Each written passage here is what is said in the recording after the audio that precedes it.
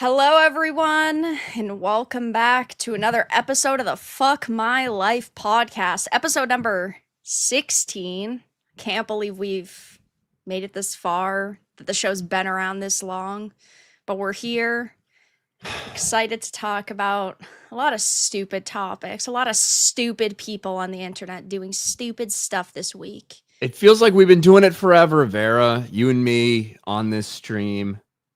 Fucking making our Mondays even more miserable right here on Fuck My Life. Of course, I decided to do it on a day where I already do 2 streams, you know? So I know that's no big deal because you stream 8 hours a day because you have nothing else fucking going on. I do. I get to play video games. I do love video games. I get to talk about idiots on the internet. I mean, to be fair, life's kind of set. Could be worse. Could be worse, huh?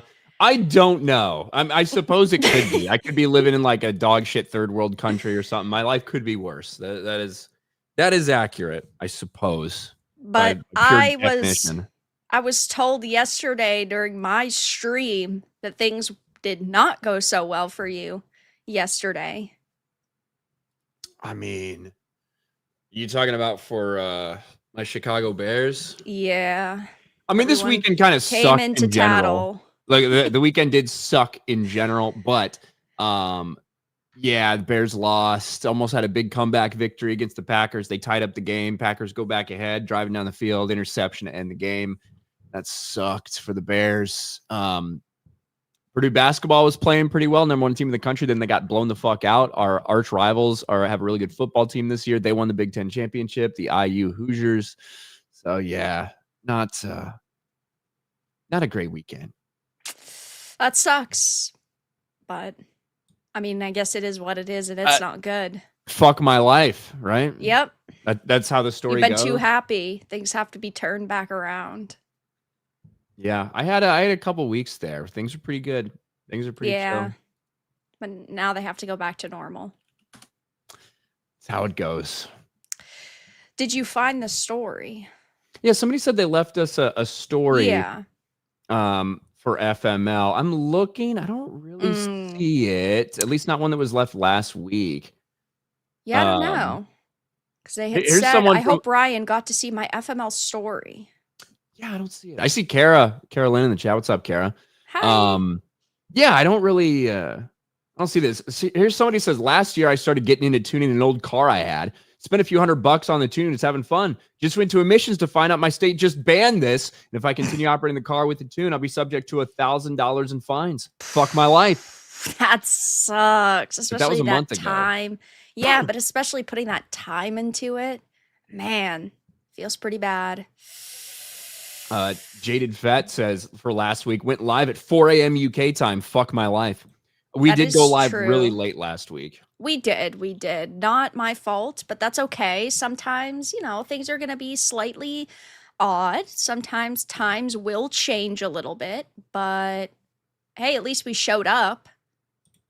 We did, and I made time to do it, and I didn't want to miss it, didn't want to skip it, because I know if we skip this 1 week, we're never going to do it again.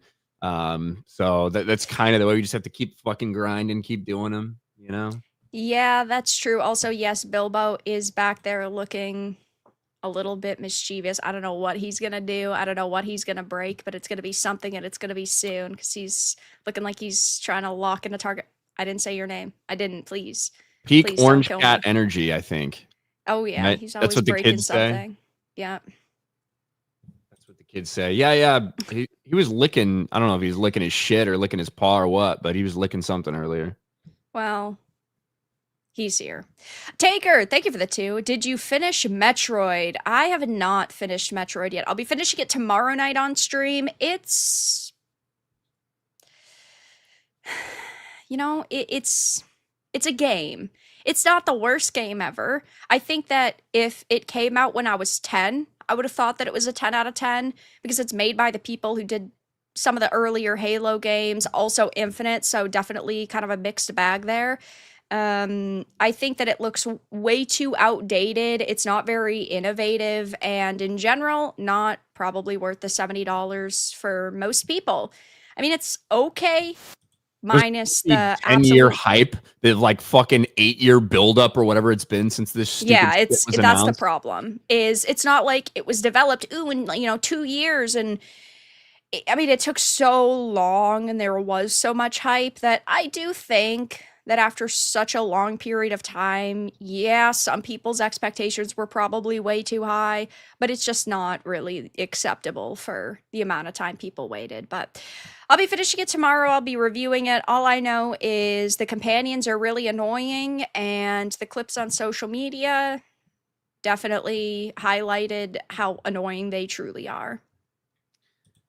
Yeah, it's So yeah. rough. Well, you're lucky because you don't play games, I right? So you don't don't. have to sit and deal with it. You just get to fucking point and laugh at the gamers that are miserable. I'm not a Metroid person anyway. Like, it's really am not. Like, there's no way that I would have been excited for this game, that I would have bought this game, that I would have wanted to play this game. Whatever the fuck, I don't care. So for me, like the best possible option is that just people are very disappointed with it, and it sucks. That's the best thing to happen to me when it comes to this game. So I hope it gets worse for people. I hope it sucks. Guys, remember he just said that in 2 seconds when I bring up the KOTOR topic? Right after I read this super chat. Old I care Dragon about that. Soul, thank you for the 20. Hail Ryan and Vera. He's a fuck my life for ya. I've asked out a total of 8 women in my 30 years of life. Had a 30-minute to hour-long conversation with them before asking them out lesbians. Why is this my type? Fuck my life. Oof. Well, hold on. Are you saying that you've asked out 8 women in your life and all of them have been lesbians? This might be like a you issue. Like, I mean, it might be. like that does happen from time to time, especially as more people are getting indoctrinated into being gay lately. Well, that's But a problem, yeah. but if it is a 8-for-8 scenario, there's not that many lesbians just walking around. So it might be a you thing. Maybe you just have a thing for people who are lesbian. Like, I don't know. You got to do some self-evaluation there, old dragon soul. I feel like if you took a group of lesbians, you'd generally be able to tell that they were lesbians. So are they just like really good covert, like still partially in the closet lesbians? Because that's rare these days. I don't know.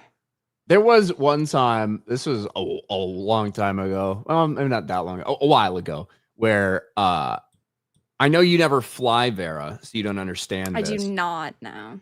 But if you're Maybe one single and you're day. on a flight, and like when you sit down, you've got all the space next to you, you're really like hoping to get some good luck in who sits next to you, right? You don't want some fat loser piece of shit sitting next to you. You don't want some annoying person. You really want to get lucky and have the hot girl sit next to you. Like that is like that's like the dream when you're on the plane. If you're single, right? If you're not, I guess who fucking cares? But one time, this girl and her mom, pretty reasonably attractive. I see them like walking down. And I'm like, okay, so instead of like, I'm like, make sure to make it seem like the place next to me is open. And they're like, hey, can we sit here? I'm like, absolutely. She sits next to me. Her mom sits on the side. I think, I forget where we were fucking going, like where I was going at the time, but great conversation. We're joking, we're laughing, all this stuff. And I'm thinking, oh, this is cool. And about Oh, 15 minutes into the trip, I talk about some shit. I'm like, yeah, that shit's really gay. And she's like, uh-oh. I'm a lesbian, by the way. And she's like, yeah, my girlfriend's waiting at home and blah, blah, blah. We go on these trips all the time. I'm like, all right, I'm just going to not talk to I'm you. just gonna jump like, out I just the fucking wasted plane 15 now. minutes of my Yeah. life thinking that this was anything other than this. So that was rather disappointing. That sucks. I mean, whatever. It is what it is. But yeah, but you still wasted time talking to someone. Either way, though, guess it kind of is what it is. But thank you so much, Ryan, for the story, and Old Dragon Soul for the 20 Much Yeah, I was like, all right, appreciated. let me put my earbuds in, and I'm just gonna listen. Ryan's To like, audiobook and how fall can I asleep. make this about me? What, the story? It's a good story. It's a good Well, story. It I'm is. just saying that, like, that does have every once in a while. You It have does. interactions with Yeah. women. That will happen. You ate for 8. There is something weird going on there. Yeah, I guess it's just his type. I don't know. Usually there's like telltale signs these days, but I don't know. Maybe they were just like the couple of normal ones that are out there. And Zuri says, "OMG, so sorry you went through that, Ryan. It's really not that big of a deal." Poor Ryan. Oh, Yeah. poor Ryan. And no Damn, one needs to feel too Ryan. bad for me. It was just like, oh, that sucks. Like, yeah, it's not that big a deal. Sorrows. And Jose, thank you for the 199. Let's get Ryan railed up, talk about Gray Jedis. We are going to talk about KOTOR in a Gray minute because Jedi's not a fucking thing, bros. yeah, I mean, I'm invested in KOTOR. I love KOTOR. It's probably the one thing that Ryan and I like will fully agree on. Otherwise, we hate each other's guts. Can't wait for this show to end. Can't wait for everything to finally be over. I mean, guys, the year's almost done. Maybe the show will just stop in a couple weeks. Who knows? But We also do our unfortunately, Stranger Things reviews before it's over. we can have like one final hurrah. But unfortunately, over the years, we've heard a lot of conflicting information about the KOTOR remake and kind of the plans for KOTOR. And I'm one of these people that would rather them not remake something just to make a few bucks off of it. I'm personally sick and tired of seeing some of our favorite characters revived just to be assassinated. And apparently, there's been behind the scenes some talk about like the KOTOR remake, but also talk about a KOTOR 2 remake. Which, why the fuck would you start remaking a sequel when the first remake isn't even done yet? How does that make sense? It's so strange that apparently this thing was such a super big deal that they were into development on the second one, which if you're going to do it, I guess like you just fucking get all on board and start doing all the stuff at the same time. It's basically the same game, right? In terms of like the assets that you would need and everything like that. But this thing went from getting announced and getting this hype trailer that everybody was slobbering over for no fucking reason to just dead and disappeared, but somewhat, oh no, I promise we're still kind of working on it. Like apparently they were working on it till March 2025. Right. This is the one that had Sam Maggs as the writer for KOTOR 1. Dumb bitch who got raped in Grand Theft Auto and got traumatized by being digitally raped in a game or something. So she was working on the first KOTOR remake, and apparently she did leave the project, like I think it was 2 years ago when we heard that it was in development hell and they were like changing things behind the scenes.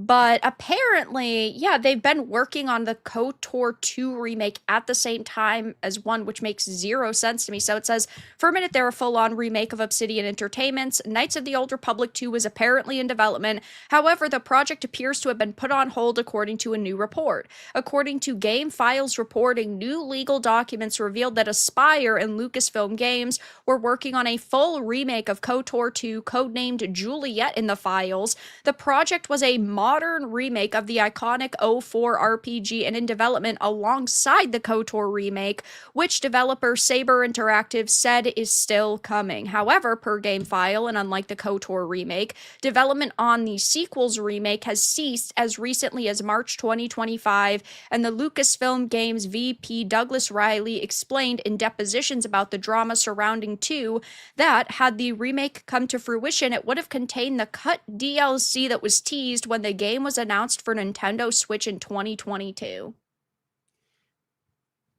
The thing that really sucks the most about this is that if you are going to tell me that we're going to make an updated 20 years after, like a remake of Knights of the Old Republic, we're going to keep the story the same, we're going to keep everything the same, it's just going to be like updated gameplay, I think it's a great idea. Because I think KOTOR, one of the struggles for people playing it right now as opposed to 2003 or 2004, whenever the fuck they came out. It is the style of gameplay. Yeah. There's a limit for that. It's a little bit clunky for people to go and play it right now. Not a lot of people want to sit through that. If you were to do something, revamp the combat system, make it different, but keep the story exactly the same, I'm 100% on board. You should do that. It would be really fucking cool. But we know that that's not what they were going to do. The idea that Sam Mags was a writer for this, for the original remake, is evidence enough. You don't need a writer. How many lines of dialogue do you have in this thing? You didn't need to change anything at all, in any way, shape, or form. But you knew that they were going to. And another like big problem behind this, which I do think sounds cool, is that they were trying to bring back a ton of the original voice actors. Like Jennifer Hale was being brought back as Bastila, which is cool, but that means that they're changing dialogue, I'm certain. And like, right, you're bringing in writers who are adding in new content, and how many writers in the video game industry nowadays are good? Maybe fucking 5 per 1,000. Like, and that's even a generous figure. We're talking about people that do not care about the source material, do not respect the source material, don't want to make fans happy, and want to actively rewrite things because they don't like them. It's like, I talk a lot on the channel about localizers, and they will change things because they say, oh, somebody could be offended by this in modern day. Who gives a fuck? Nobody wants that. And when you find out that, yeah, Sam Mags was on it, and I guess she quit, which sounds like a bunch of bullshit to me, it just highlights the type of people that they already had working on it. But I'm pretty sure Sam Mags only got that position because her husband had written the Jedi Fallen Order and Jedi Survivor books. God. So, like, that's the only reason why she got that. Yeah, I think you're the one that told me that. I didn't even know he was employed or had any connection. Well, I didn't know she was married, for one. That was a shocker for me to find out. But I thought it was going to be like old Soul Dragon. There's another lesbian for him to ask out. Just for clarification, Sam Mag's husband was the producer for both those games, and she and him both co-wrote the novels. So yes. Great. Woo! Can't say that I can't say I'm a huge fan of the Jedi Fallen Order or Jedi Survivor games in general. I think they're like some of the better Disney Star Wars games that have come, or in the Disney Star Wars era that have come out. But I prefer the combat system for things like, Jedi Knight 2, Jedi Outcast, and Jedi Academy and stuff like that, compared to Fallen Order. Although Fallen Order is like smooth, but the whole High Republic story and Survivor, my gosh, stop shoving that down our throats. It's like you're digitally raping us, Sam Mags. Hey, Sam Mags also wrote Mass Effect Andromeda, or was one of the writers on that, which is a game that basically killed Mass Effect. I know they're doing another Mass Effect game, but if that will come out and be good, probably not. But I mean, at least she's technically gone from it. But either way, like, we're just talking about so many problems surrounding a remake. And with the KOTOR 2 situation, they're trying, it's like they wanted to try to make people excited for it because they were going to be adding all of this originally cut content. But yeah, I don't know. I'd rather them not release something and then put like a bunch of time and work and effort into it, and then for it to go absolutely nowhere, than them come out with a remake and absolutely butcher it. Because we know what Lucasfilm's been up to. We know what all the writers in this fucking industry are up to. I mean, if KOTOR came back out today, and who knows, maybe it still will. I don't know, but wow, God, imagine how much they'd fuck up characters like Juhani. I mean, she'd be going around telling everybody that she's a lesbian. Well, she'd be insufferable. Not even just in games. There's no doubt in my mind at some point they will do a KOTOR fucking adaptation as a movie or a Disney Plus series or something. Oh, absolutely. It's going to happen because they only have so many things they can mine. They will mine this, and Revan will be fucking trans or some shit. Revan will be a they, them, non-binary, fucking disgusting puke of an individual. And everything that you could possibly get into with that. So I would rather just not see it. I would rather not ever see it. No, I totally and I completely agree. KOTOR is one of my favorite games, but apparently there's been some rumor circulating that at the Game Awards this week we're going to see the KOTOR remake. I mean, if that will actually happen, I don't know if I necessarily buy it, but either Did you way. remember when they fucking they had to take the trailer down because they lost the rights to the fucking music. That's how long it went from when they showed the trailer until nothing happened with this game. Well, right. I think it's never coming out. They showed the KOTOR remake in 2020. Was it? Nah, 2021 maybe. Let me see if I can find it really, really quickly. But yeah, I mean, it was like 2020 or 2021. 2020, it might have been. Holy fucking shit. It's so long ago. Well, I don't know. KOTOR remake trailer. 2021. It was at the Game Awards 2021. That was their final announcement for the night, so that makes sense. Maybe it's happening this week. I don't know. I'm going to have to sit through this retard live stream for several hours listening to Jeff Keighley virtually sucking on Kojima's penis because that's all he fucking does. This guy loves Kojima. So I'll keep my eye on KOTOR, but I don't know. I'm surprised you took it over that we even had a KOTOR story to talk about today. I know. Well, I saw it like 3 hours ago, and I'm like, shit, we have to talk about that really quickly because I'll sit in a live stream and talk about KOTOR for like 20 minutes. Everyone will be like, okay, sure, whatever you say. So it makes me sad. People want to be like, Jolie Bindo's a gray Jedi. No, he's fucking not. He's like, he is a light sider. That's what he is. However, he just doesn't like it much in the same way that Qui-Gon does in terms of all the different stuff that Jedi get involved in, the bureaucracy part of it, all of that. But Jolie Bindo's not like a gray Jedi. Shut the fuck up, you dumb retards. That's true. And Kevin! What's up, Thank you for the 100. Hey, Varadark. Hello. Who you got for Game of the Year? And who do you got for Anti-Cement of the Year? I don't know what Anti-Cement is. Candace Anti-Semite, maybe. Oh, anti-Semite. Oh, Candace been crushing.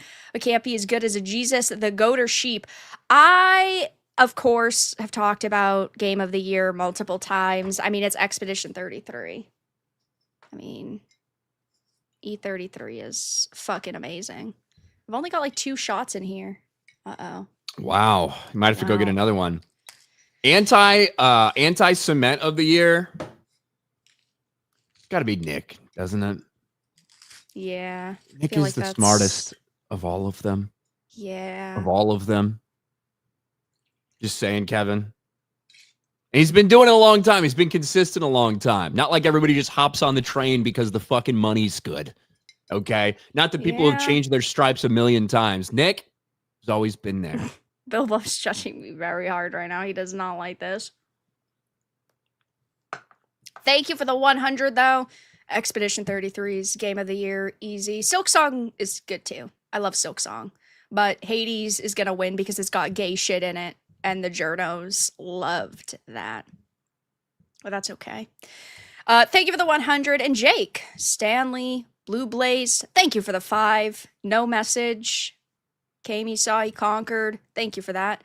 And Aurelio, thank you for the 199. Ryan SW, Star Wars Force Unleashed. Worth a read. Thanks. I'm not a huge fan of the game or the book. I do own the book. I have read the book. If you like the game, you should read the book. But I don't think it's a very good like standalone book by itself. But as a companion and like expanding on stuff that happens in the game, yeah, if you like the game, read the book. Yeah, game's good. But it's been a long time since I've read any Star Wars books. I think the game's okay. Yeah, I mean, I like it, but that's I don't love. I've never loved the idea of a lightsaber being used effectively as a baseball bat. Just kind of what it is in that fucking game. Like lightsabers should mean something. Like if you hit someone with it, it shouldn't just be like chink, chink, chink, chink, chink, just like beating people with a baseball bat until their health wears down enough when it's like stormtroopers and shit. It's fun to play, but yeah. You can't think too much about it though, because when you do, that's when you start becoming fucking detached and pointing out all the problems. It's one thing for like boss fights and everything when you have health bars and shit. And Yeah, they have to take fucking 10,000 hits. Okay, yeah, I and understand that. I get those, and we're talking about video game mechanics. I don't like it when it's just like stormtroopers and shit, right? So it's a Star Killer never had training. I don't need training to chop somebody's fucking arm or head off with a lightsaber if it hits them. What are you talking about? That's true. Thank you, Ryan, for your commentary. Thank you for the 2 or the 199. Much appreciated. Oh God. Ryan. I like Jedi Knight, Jedi Outcast, Jedi Academy, all that stuff. That is my favorite form of lightsaber combat. It's difficult. It gives you a ton of actual options for move sets and things like that. You can change your strategy in terms of fast, medium, or strong, or sorry, light, medium, or strong movements, which are fast or slower, but more powerful and shit like that. And it means something when you connect with somebody. And you get the and you actually get like the decapitations and the dismemberment and shit like that in the game as well, which is always fun. There's like one fucking move where you can like roll forward and stab. Yeah. I was like always my go-to. I love that one. And there's like if somebody, cool. if you like hit somebody and they like fucking fall on the ground, you like jump at them and like try to stab them. Oh shit, I fucking love that. It's good, but the good days of, well, I don't want to say the good. I guess we'll just say the great days of Star Wars games are kind of over. I liked Fallen Order. I liked Survivor. Fallen Order was way better than Survivor, but you know, most Star Wars now is fucking dog shit. And that sucks, because I don't want it to be. But speaking about something that fucking sucks, the streamer awards have happened. What's X-Ray Girl doing there? I knew you were gonna say it. And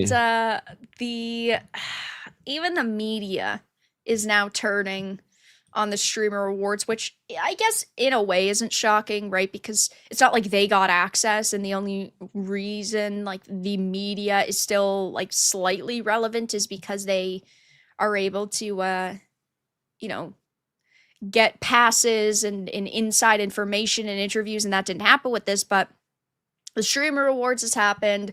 It's just another massive circle jerk in the gaming industry. Only a couple of days before Jeff Keighley's circle jerk that happens on Thursday.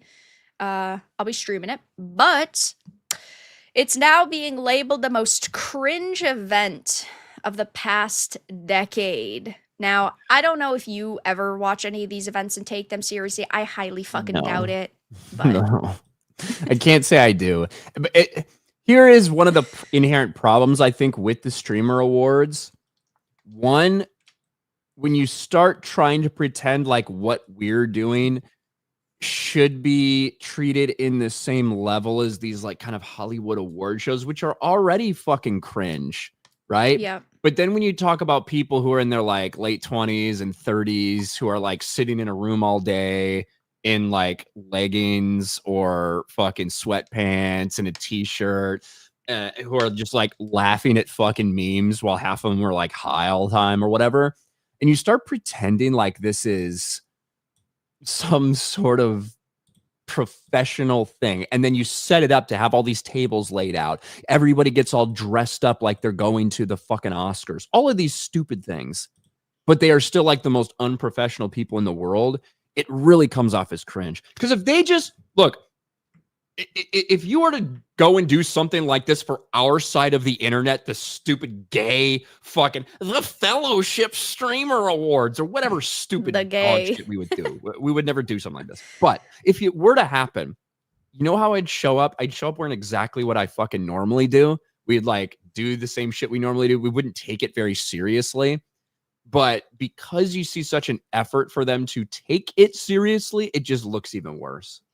Oh yeah, no, I completely agree. I mean, most of them are dressed like they're going to prom, and I feel like it just really highlights the problem with a lot of these streamers is that they all act so fucking like immature. And sure, some of these people here are millionaires, right? They're bigger names in the industry, but they've all got prom dresses on and suits on. It's so cringy. It really is. And then when you pair like what's supposed to be a more like professional setup, and they've got this like stage and this location and they're all dressed up, but then they're making jokes about Dan Clancy talking to young girls and Hassan shocking his dog.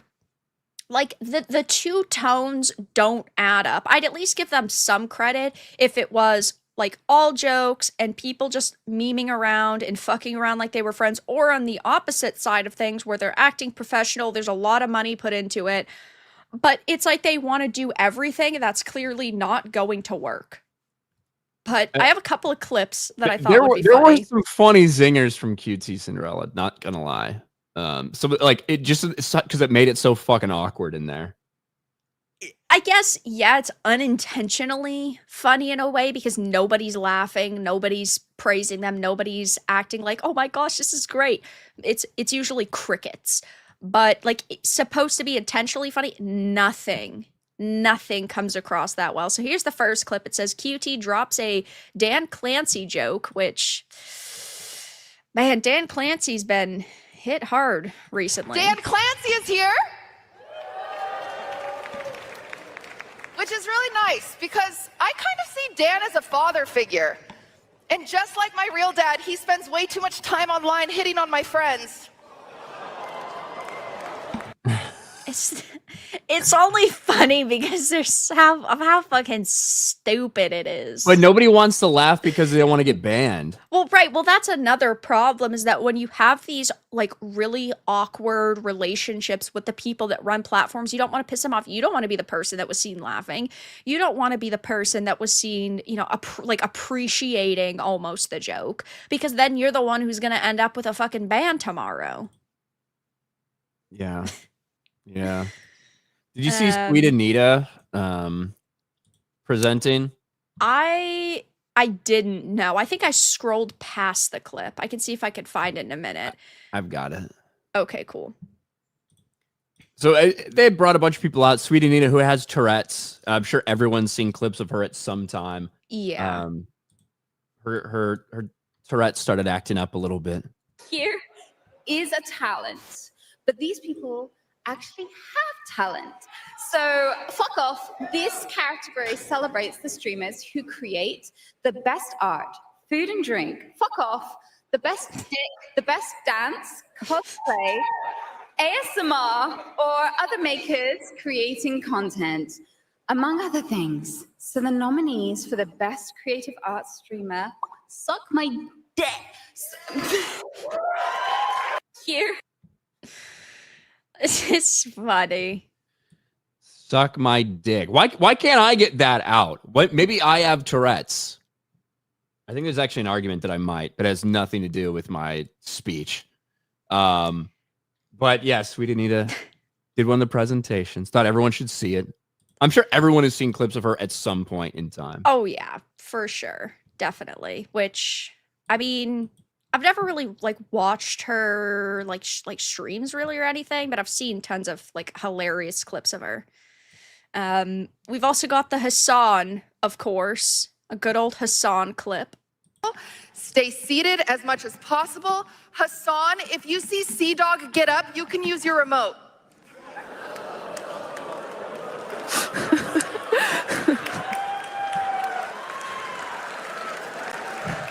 What's so fucking awkward about this is that it's like, hey, let's make jokes and laugh about an animal being abused because we like this guy. Oh, we're just gonna ignore what Hassan's done. Imagine if it was somebody that they disagreed with politically. They would not want to make a joke like that. They would be sitting here freaking out. They wouldn't allow him to come to the event, but because he's a big moneymaker for the platform, they think that it's perfectly fine to joke about.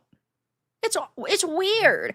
I know other people have been calling them out too. We all know this guy shocks his dog and forces it to be a prop on stream, but we're gonna joke about it and invite him anyway.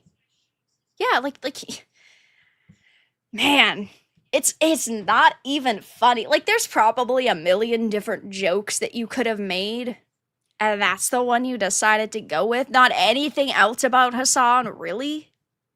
Well, they talked a little about China stuff. There was another interview like in the crowd where somebody What asked he's about wearing. the collar, and Hassan was like, maybe I'll put it on you later. And it was like used as, oh, what a Chad Hassan is type of thing. Yeah. It's fucking weird.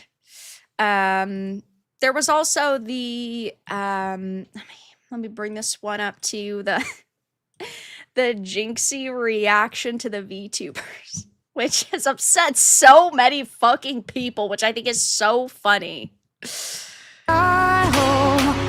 to keep the dark from cast and cry, raise the million pylons high. I don't even understand what's going on here. So there was a VTuber song. So she's a VTuber. Her name's Iron Mouse. I'm sure you've heard of her. And it's like it was like a Warframe song, I want to say, and it was like with another performer, and he pretends to crash his stream because he's cringing so fucking hard at it. There was another one when they were like presenting the VTuber stuff. People were like not taking them seriously. I'm gonna be real. I don't get the whole VTuber thing. I know we have a lot of people that watch VTubers. Yeah, it's not gonna be for everybody. Yeah, I don't get it per se. I mean, Gundam is like almost like a VTuber in some ways, but for the people who are like really decked out in it, I don't get it. But I know some people do. It's no less valid than any other fucking streamer. We're all fucking sitting in front of our computers talking about random shit. You know what I mean? Oh yeah, absolutely. But another thing with the streamer award is that I was looking through the list of people that were like nominated. Maybe I'm just out of touch. I don't know who 90% of these fucking people are. And like most of the winners were FaZe, which I guess makes sense because they're the richest. So of course they would pay for it. And they'd pay for these wins. But most of these people seem to be completely fucking irrelevant. And of course, a lot of people were accusing QT of having this completely rigged show. And she before the event, she wasn't taking it seriously. And I think if they do another one of these streamer awards, they're gonna actually have to, I don't know, nominate some kind of relevant people, because most of these people are not. Well, there was a big call for unity at the end. Did you see? I don't have that clip now. I have it. Uh-oh. Little boy up there, I hope you feel really good about yourself, because this right here, this is a vehicle for togetherness. This is about building bridges, okay? That's what this is for. And if you're watching right now, maybe you're watching in a chat right now with your favorite streamer. Yeah, maybe it's in a Discord call with some friends. Maybe you took the time out of your day to come into this room and watch and be together with us today. And for one night out of the whole entire year, I am lucky enough that all of you let me bring you together. Yes. Because we are so quick to criticize online. And I hope a night like this reminds everyone to slow down and find time to support each other. Nope. She's about to fucking cry. Yeah, she's gonna cry. Really? We're streaming online, and that's what I mean. You can't look. I do this for a job. You do this for a job. A lot of people do this for jobs. However, there's some parts of it that you just can't take so seriously. Well, and the idea that you're fucking changing the world, that you're getting together and pretending to be like your Hollywood celebrities, like you're trying to emulate that. In this thing that's like bought and paid for to do it. And you're sitting here crying about how you bring the world together as streamers who talk about fucking nothing. Shut the fuck up. They're not doing like legitimate journalism. They're not changing the industry. They're not developers. They're not writers. They're not people who do anything except for, again, react to things online, which I'm not completely trashing, obviously, but we wouldn't go into an event like this and act like we were fucking like Hollywood big shots, and she had what 3 dress changes. We wouldn't be spending probably like $5K per dress for multiple fucking costume changes because we are taking ourselves so seriously. It's one thing to get together and do something as like friends, but it's another to sit here and act like you are doing something so unique. And it's like these people couldn't actually get tickets to the Game Awards that Jeff Keighley runs, and so they have to start their own event so they can just give each other awards, which is just ridiculous. Like, who should really be taking themselves that seriously? Nobody. There. Nope. Tomorrow I'm gonna cover all the drama for the show. It's gonna be fucking Oh, great. please. I'm gonna be back to work tomorrow in the morning. I'm gonna wake up early. It's Sunday. That's the awards day. That's my day. Do not focus on the winners. Do not focus on Yeah. the nominees. Focus on all of you because you're all so I'll inspiring. be here too. Yeah. So many of you. And For we sure. can only fit so many of you in this. Because Asmongold's not listening to the call for unity from QT. How dare you. Because unity to these people is don't bully us, don't be mean to us, don't criticize us. It's not actually unity. I think it's so funny to see how desperate these people really are for attention. Because otherwise they're not getting the attention they desperately crave.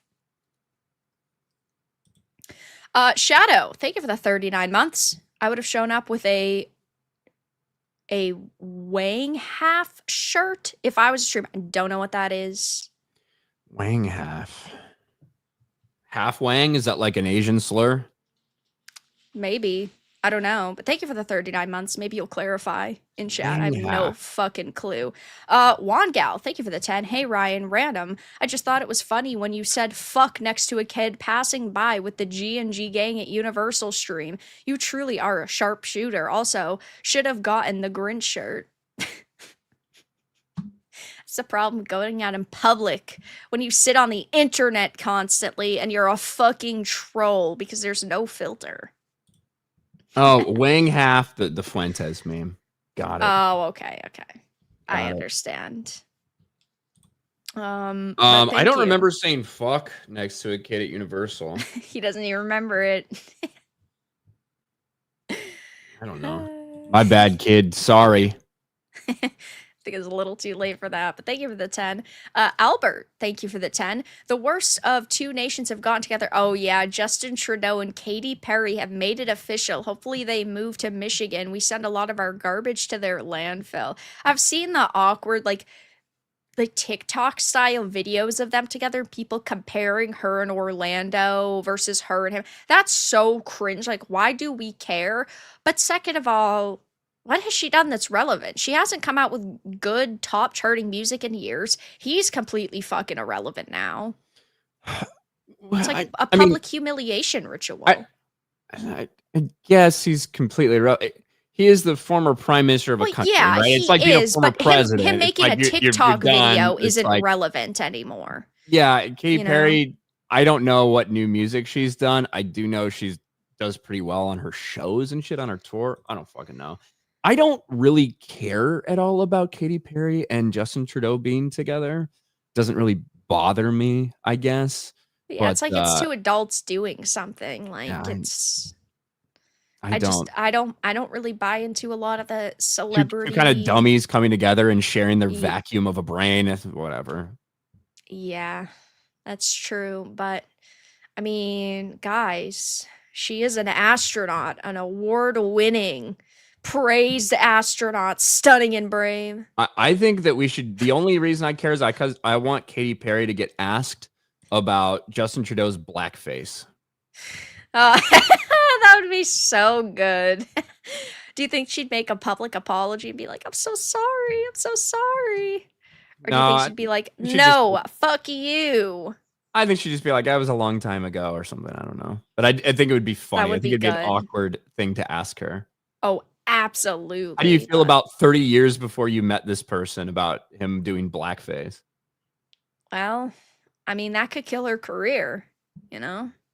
I don't think so. I don't know. It's funny. Hollywood's kind Or of like weird like Garrett that. did blackface on FNT just a couple weeks ago. That's true. That's true. Justin, thank you for the 5. So Ryan and Vera are changing the world. Oh dear, this may not end well. Hey Ryan, how's the logo coming along? Yeah, I can't even make a fucking. You can't even change this stream. Never mind the world. Let's take a step back. Yeah, I can't even make merch for FML. Let's stop on this whole trying to change the world thing. I'm not trying to change the world. You're not trying to change the world. We're not trying to change the world. And even if we did, I don't think we'd have too much effect. Not the logo still. We're just making fun of fucking retards. That's all we're doing. We are making fun of retards, but Streamer Awards has come and gone. It'll be interesting to see if any of these streamers actually like make any big statements on like how unfair it was and how they lost. I saw a couple videos of like these streamers like completely crashing out. Oh, for not winning or something? Yeah, like for not winning. But again, like I don't know who any of these people are except for just Twitch streamers. So I don't know. Literally does not matter to me. I think, look, the majority of these big time streamers, I don't think they're very socially well adjusted. No. I don't think like a lot of them have like become insanely rich at a really young age and don't have a ton of life experience. So it's not surprising they would fucking crash out over this shit. I don't know. I stream for a living and I'm so disinterested in streamers. I don't care about these people. I can't watch fucking iShow Speed be retarded. I'm not interested in Kai Cenat setting off fireworks in his fucking house with a bunch of other famous black people. Like I don't fucking care. I just do not care at all. Well, sometimes their retardation makes for a good or a funny clip. Otherwise, yeah, no, I'm not gonna sit and watch people for several hours do, you know, what's supposed to be insane things, but really just comes across as idiotic. Someone says, is Kai the same person as Aisha Speed? No, they are different black people. They are, in fact, 2 different people. Yes. That is true. Thank you for your donos. Much appreciated. Ryan, we have to talk about your favorite gal. Ryan was yelling at me saying you needed to put a more booby photo of her in the thumbnail before. I put the Jean picture. I did say that. I don't think Sydney Sweeney is my favorite person. In fact, at times I've said how tired I am that people are constantly fucking like obsessed with her. But I did say if you're gonna put her in the thumbnail, you got to do one with her tits out. Like instead of the one you did, everybody. This is YouTube. Like we are trying to get views after all, you know. That is true, but Sydney Sweeney has been very heavily talked about over the past couple of months. And after the sort of the Jean ad controversy, the Great Jeans controversy, she was pretty silent on it. You know, she didn't really like come out and openly commentate on it except for one interview. And that seemed like a smart way to go. There were going to be people in Hollywood that were going to hate her. There were going to be insane leftoids that were going to hate that. And then she, of course, had a lot of followers, had a lot of supporters, had a lot of people who were saying, she's an actress. Why do we even care about what she could possibly say? She got paid to do an ad, and that's really all we should expect from celebrities, right? Is them doing what they're getting paid to do.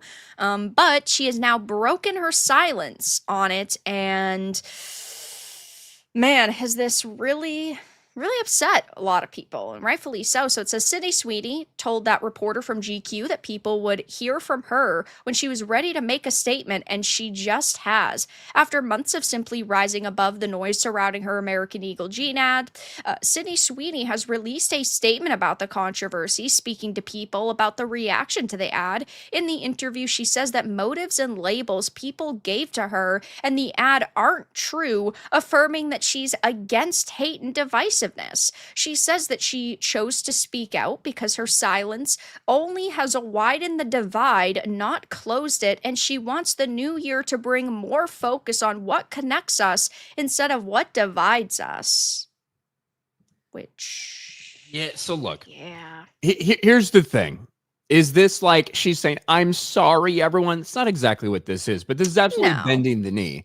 That's what this is. This is bending the knee to the noise that's out there and trying to make some statement for people to be like, oh, finally, she said she's not a white supremacist or something. The problem is, look, if half of the people in the world saw that ad and they truly thought that, then maybe you should make a statement to be like, hey guys, just so you know, it's just a gene ad. However, she said it's just a gene ad multiple fucking times. All right. And then there's no real rational people out there that truly believe that this was about Nazism, that this is about white supremacism, right? Right. Nothing. No normal people. The only people that believe that are fucking retards or the activists, the fucking blue-haired land whales, fucking septon ring wearing trans fucks, these disgusting, despicable pieces of fucking garbage, below human, subhuman filth. They're the only ones that are saying this shit. And you know what, Sydney? No amount of getting on your knees, a skill that you probably are very accustomed to at this point in your life, no amount of getting on your knees and putting out a clarifying statement or trying to seek forgiveness or trying to clarify that, no amount of that is going to make those people forgive you or even not call you a Nazi anymore. They are forever going to call you a Nazi because you appeared in an American Eagle jeans ad where you were just fucking hot and sitting there. And they said, Sydney Sweeney has great genes. They are never not going to call you a Nazi, no matter how many I'm against hate statements you put out. So then the question becomes, why should you say anything about it? You shouldn't at this point. You absolutely should just fucking let it ride. But instead, those very same people that fucking hate you are going to continue to hate you. They're going to continue to call you a racist. They're going to continue to call you a bigot, continue to call you a fucking Nazi and a white supremacist.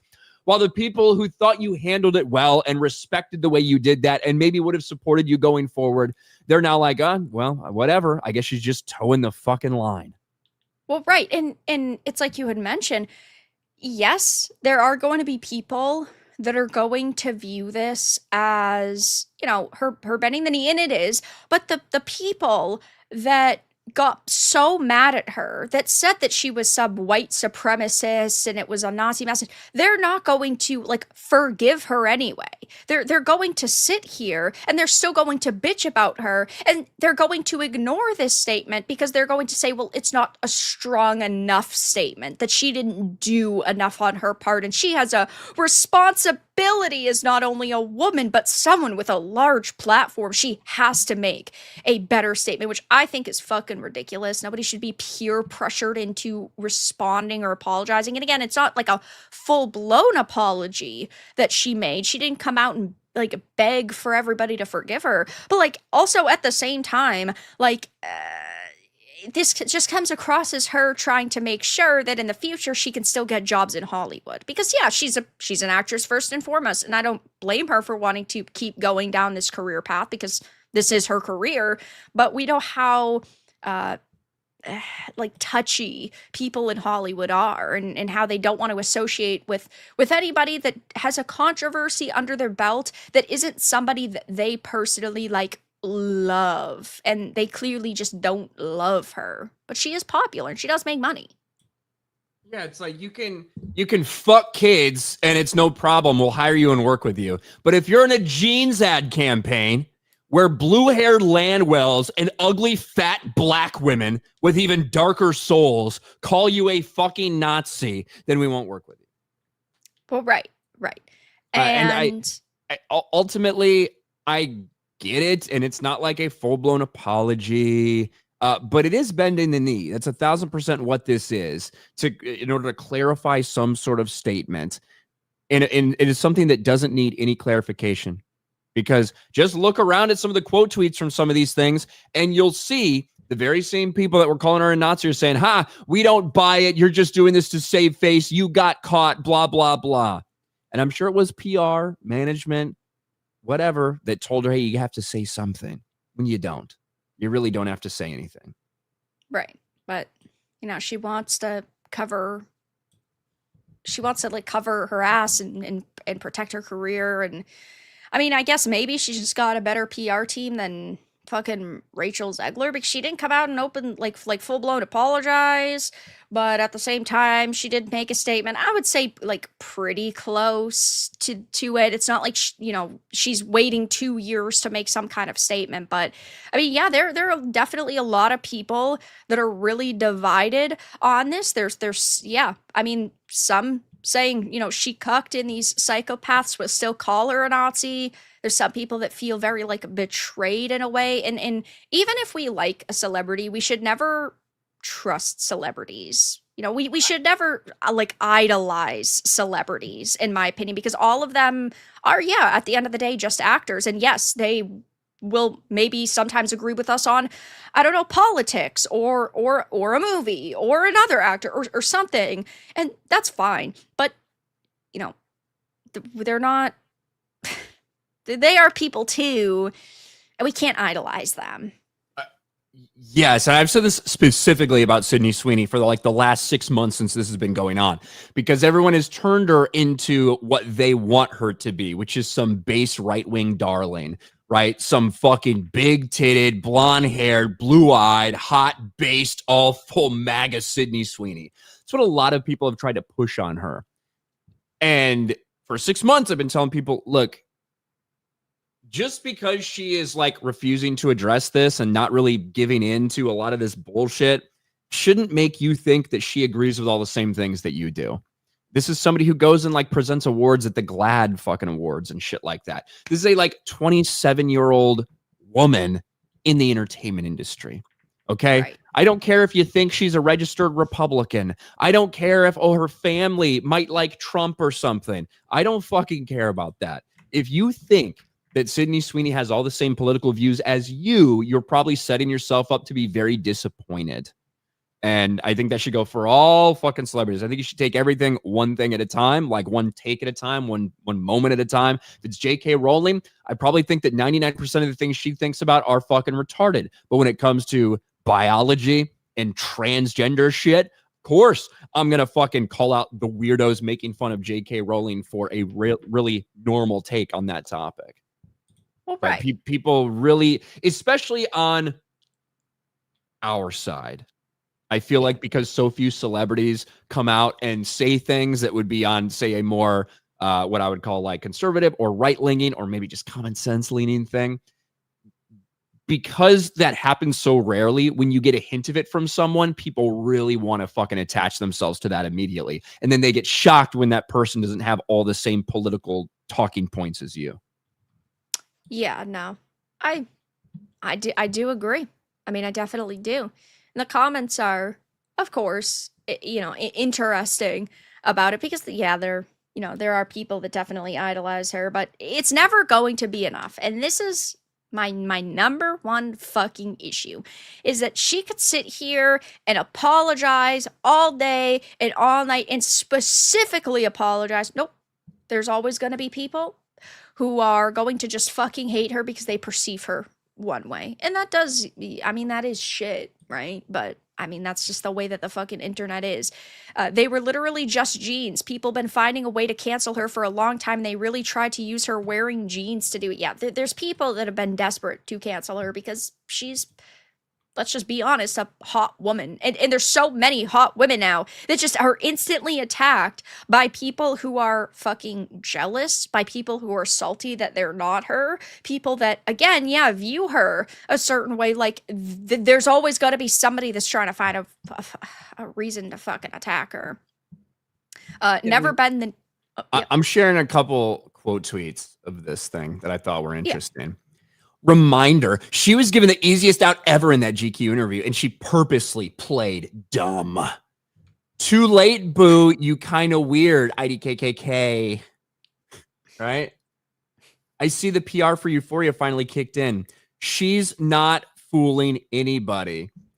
These people are not going to fucking accept this. They do not care. And these are the people you're trying to win back over. All these stupid fucking black activists. Well, not worth the time or energy or effort. Yeah, no. they're never happy. You know, oh, well, one thing, okay, so she made an apology on this, but we're still gonna fucking hold that against her. It's never enough. Also, Kevin, thank you for the 100. I agree with white to hits. You mean white tits? Who doesn't? Kevin, thank you for the 100. Yeah, I think I have a Kevin. shot. We'll see. It'll either be a full shot or it just won't be enough. Let's see. Oh no. Finally, Okay. almost done with this. Now I've Dog only got one more shot after this. I'm gonna have to get some more alcohol. Thank you, Kevin, for Finally, the almost done with this $200 dog total. shit fucking whiskey.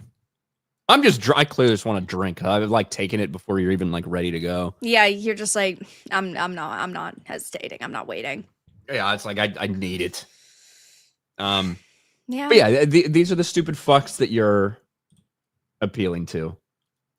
All of them black, right. by the way. They haven't filmed Euphoria yet, have they? Oh The new yeah, season? yeah, they already have.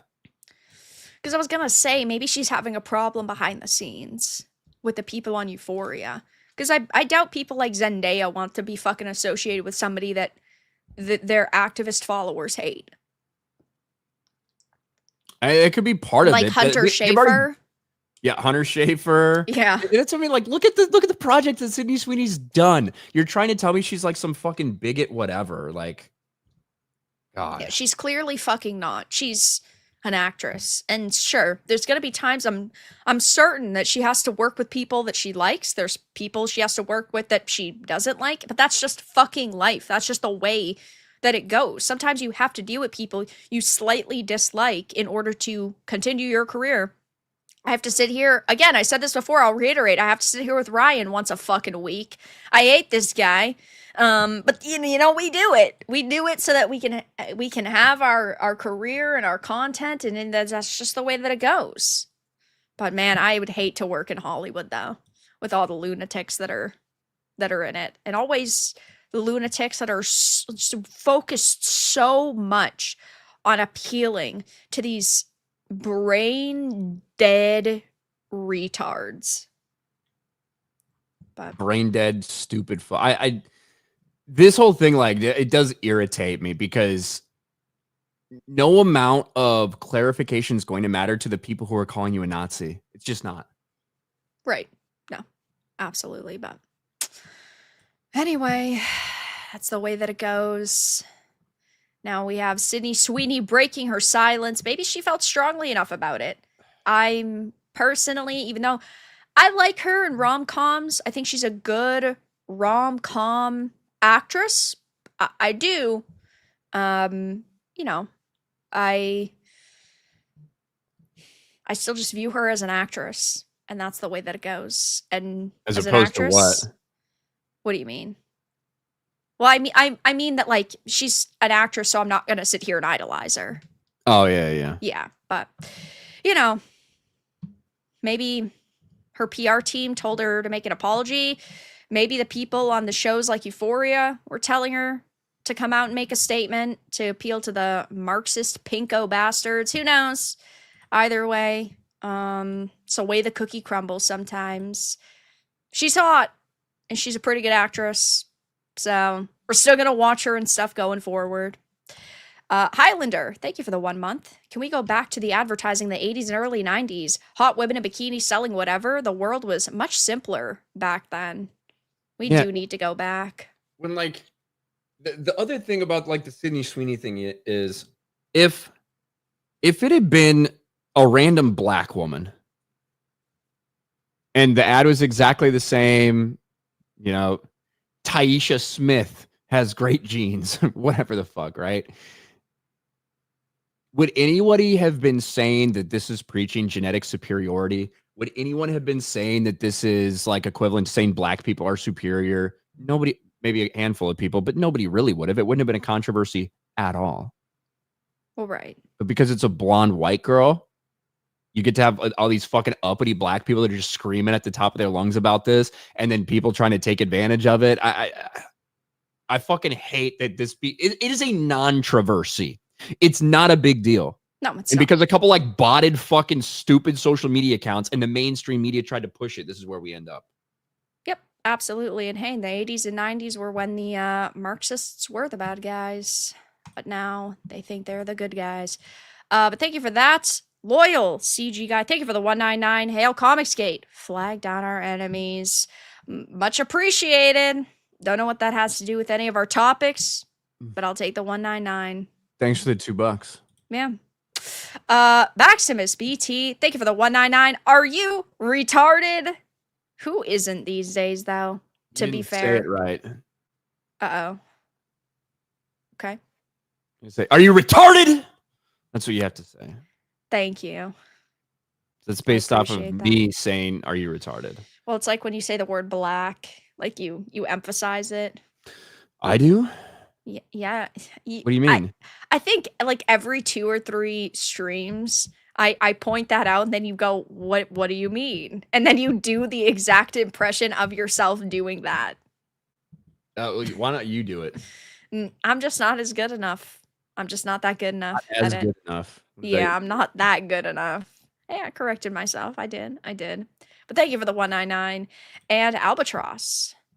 4920. Thank you for the 5. They never accept apologies. They absolutely relish having something /1 to hate. They just want to badger folks into obedience. Oh yeah, absolutely. It's about power and control to these people.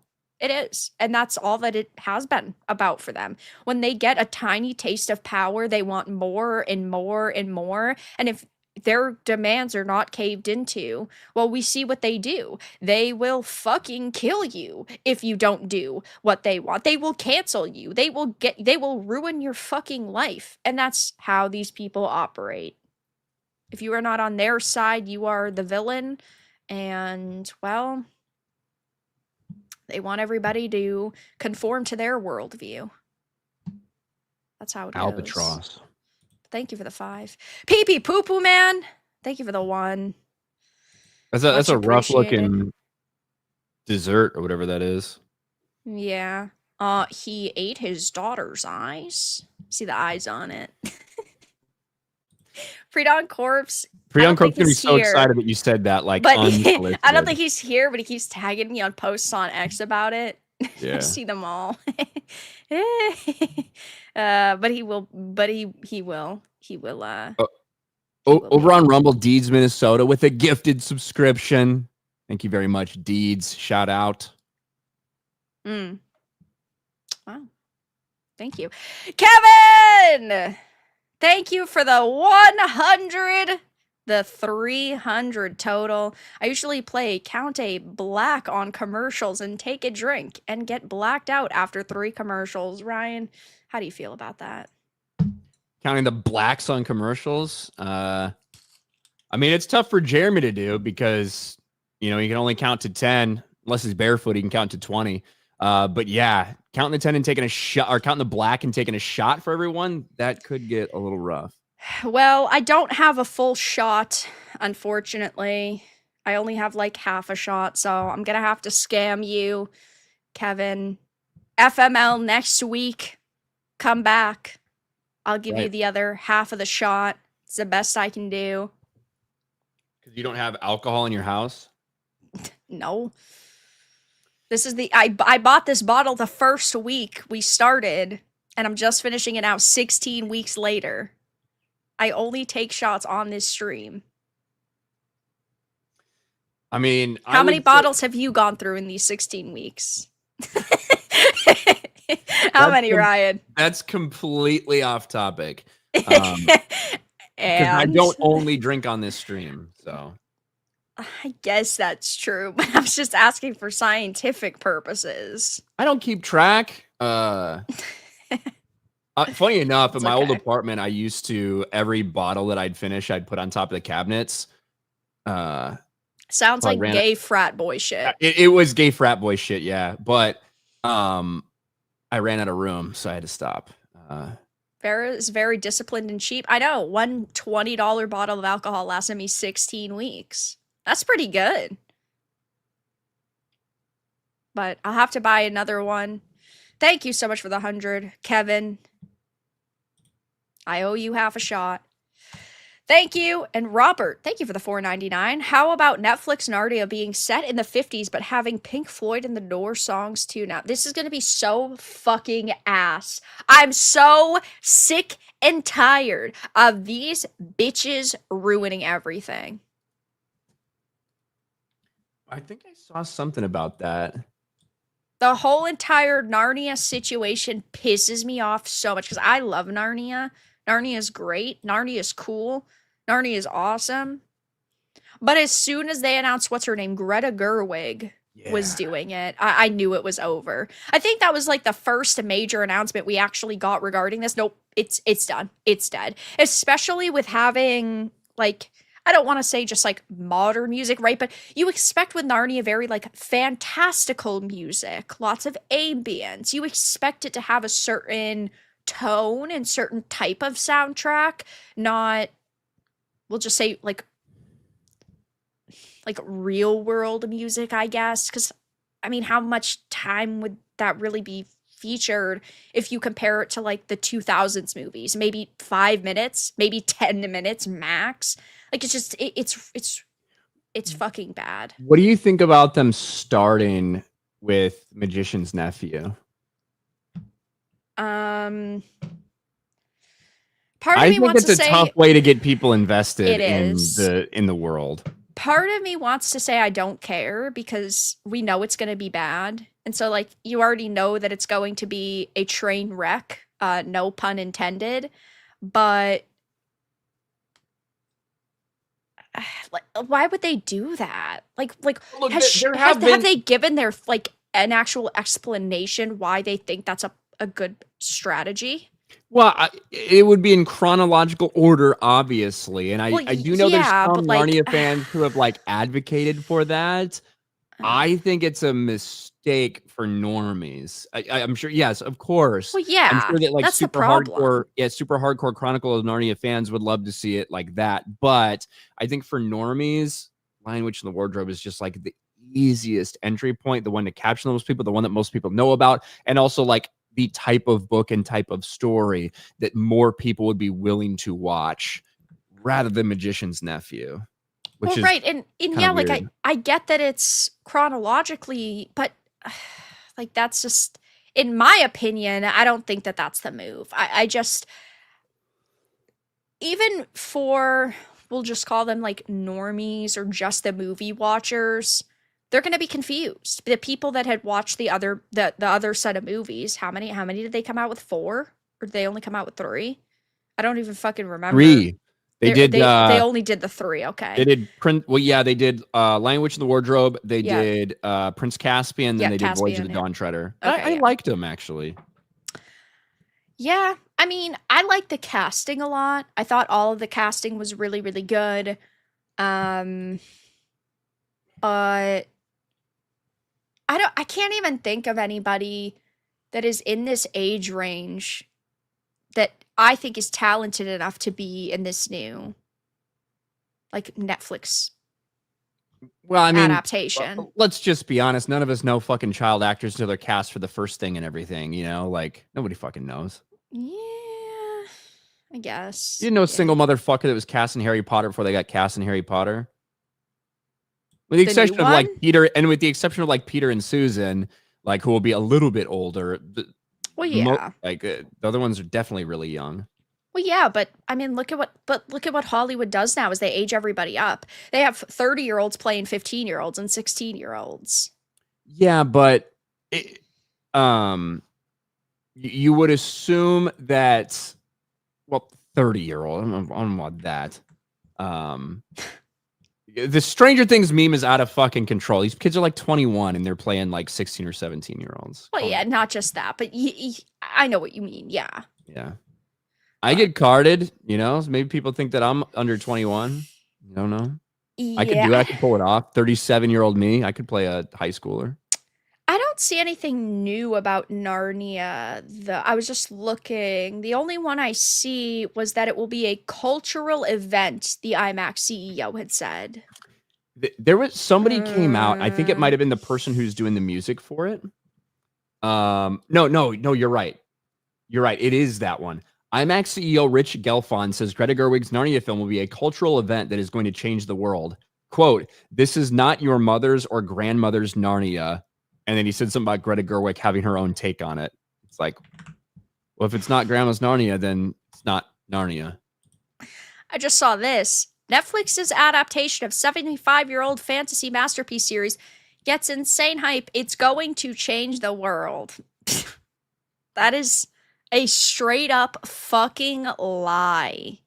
What do they mean? It's going to change the world. Seriously? It says Netflix has long been searching for a flagship. They had multiple fucking flagships that they could have went with, like The Witcher and Shadow and Bone, but they fucked them up. What do you mean they've been looking for like an epic fantasy flagship? It's not our fault that they hired dumb bitches to do it. Maybe they should have kept around the Cavils for longer, and they should have gotten rid of the fucking Lauren Hissriches. I mean, seriously. I think that Greta Gerwig is a talented filmmaker when it comes to making movies for women, right? Yeah, but she's proven that what both commercial and like critical success in making movies that are geared towards women. Yeah. Not only do I not think she's the right choice, I think she's the absolute wrong choice for Chronicles of Narnia. Well, right, but even look at something like Barbie, for example. It was modern. Yes. Something like Narnia is not supposed to feel modern. It's supposed to feel like nostalgic. It's supposed to be nostalgic fantasy. It's supposed to have a certain tone. It's like Harry Potter, for example.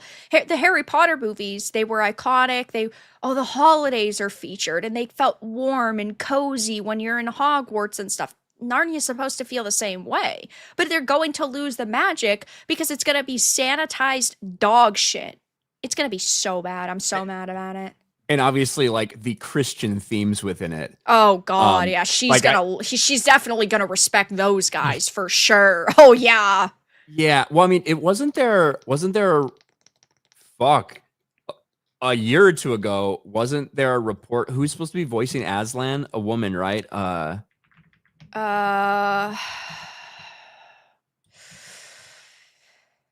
I'm looking. I don't know if it was ever confirmed or anything, or if it was just one of these bullshit fucking scoops. But no, it was a report that Meryl Streep was going to voice Aslan, but that was shot down. Yeah. That would be the worst fucking thing you could possibly do. That would be fucking horrific.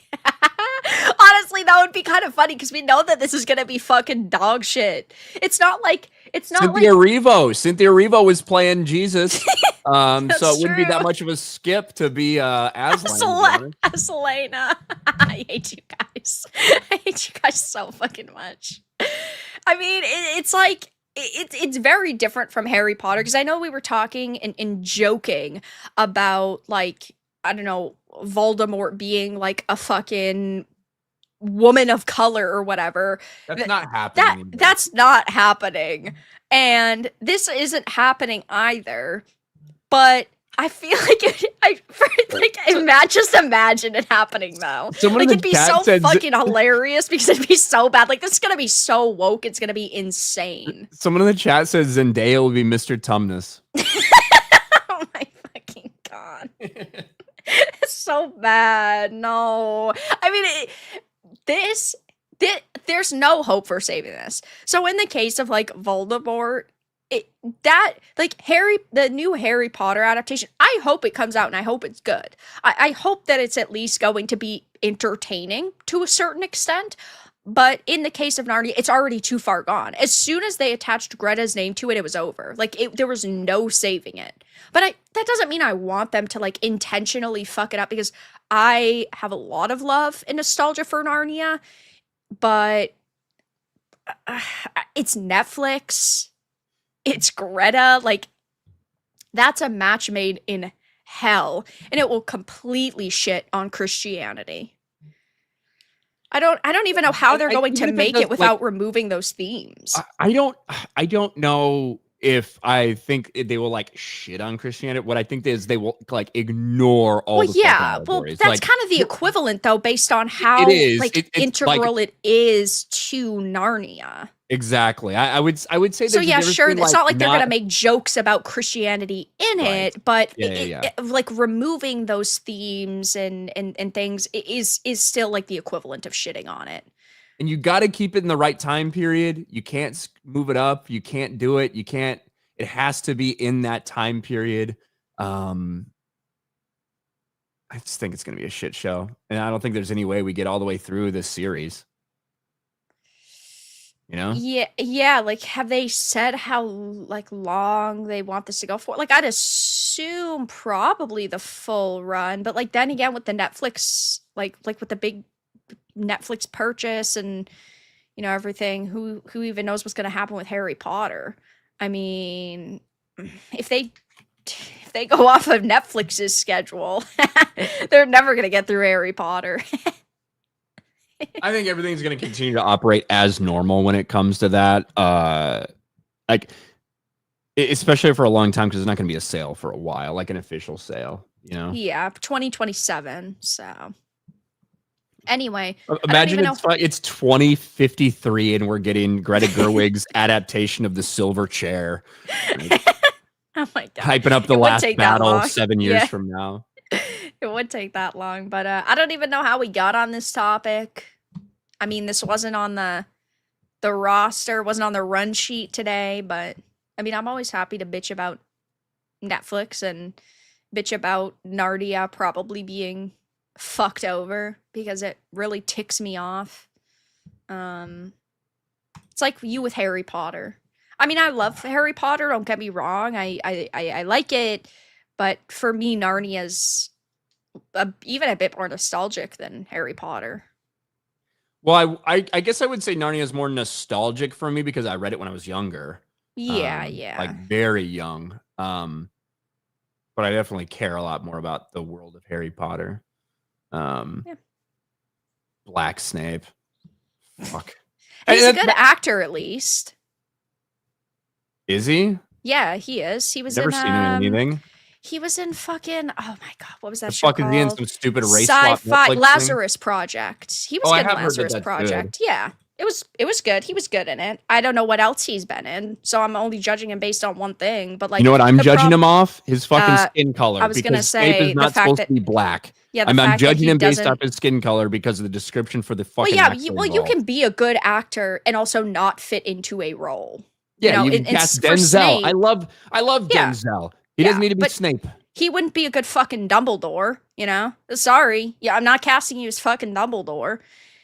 It sucks. It does, but did we expect anything better from a modern adaptation? Not really. I'm just surprised that there weren't more changes in the Harry Potter series. I'm pretty fine with the Hermione casting because I expected her to be black as well, and I still don't know. Like the actress who playing her feels racially ambiguous to me. She's rather light skinned. She's a little darker shade than she actually should be.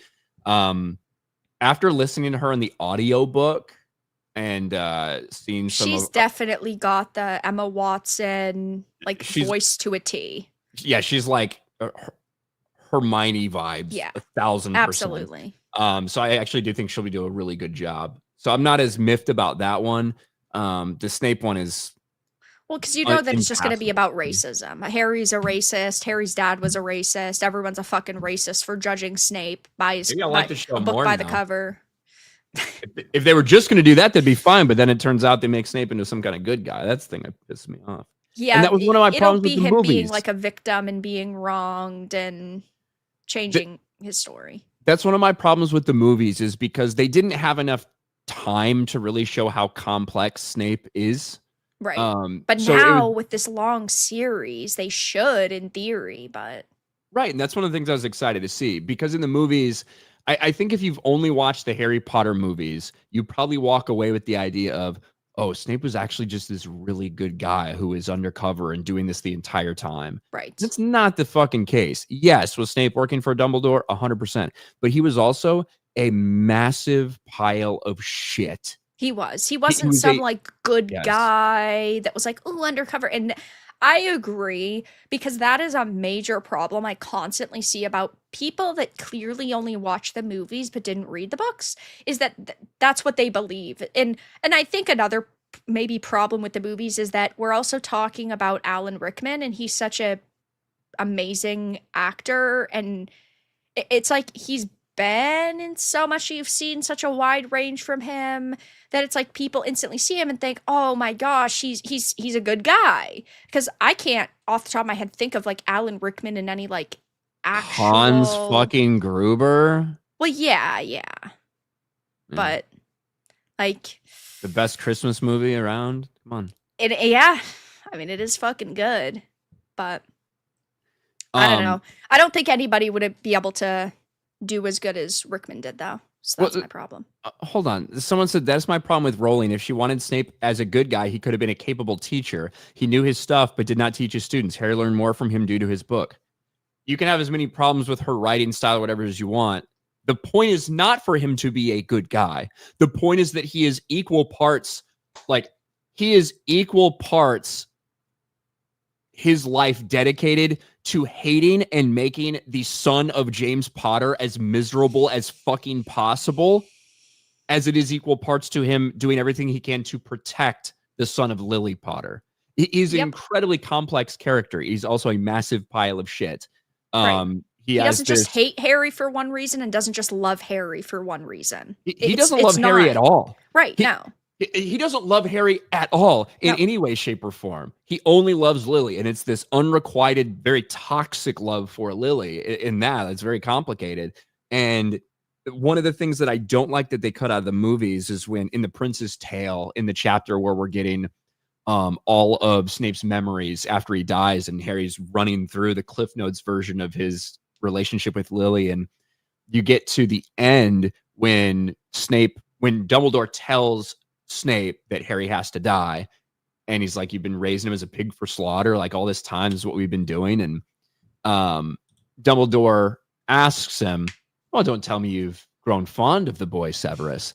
No. And in the movie, Snape just whips out his fucking wand and is like, expecto patronum, and the dough comes out and it's Lily. And after all this time, always. In the book, that scene is also present. But after Dumbledore asks Snape, don't tell me you've grown to care for the boy Severus, Snape goes, for him! And then he does that. It's like this venomous like rejection of everything involved in Harry Potter, because he looks at him and he just sees James.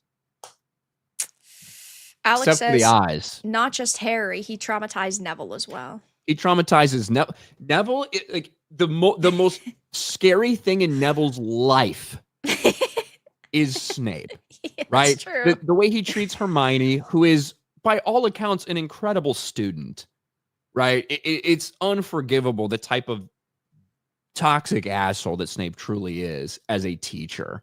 So if you just watch the movies, I don't feel like you really got a good version of who Snape is.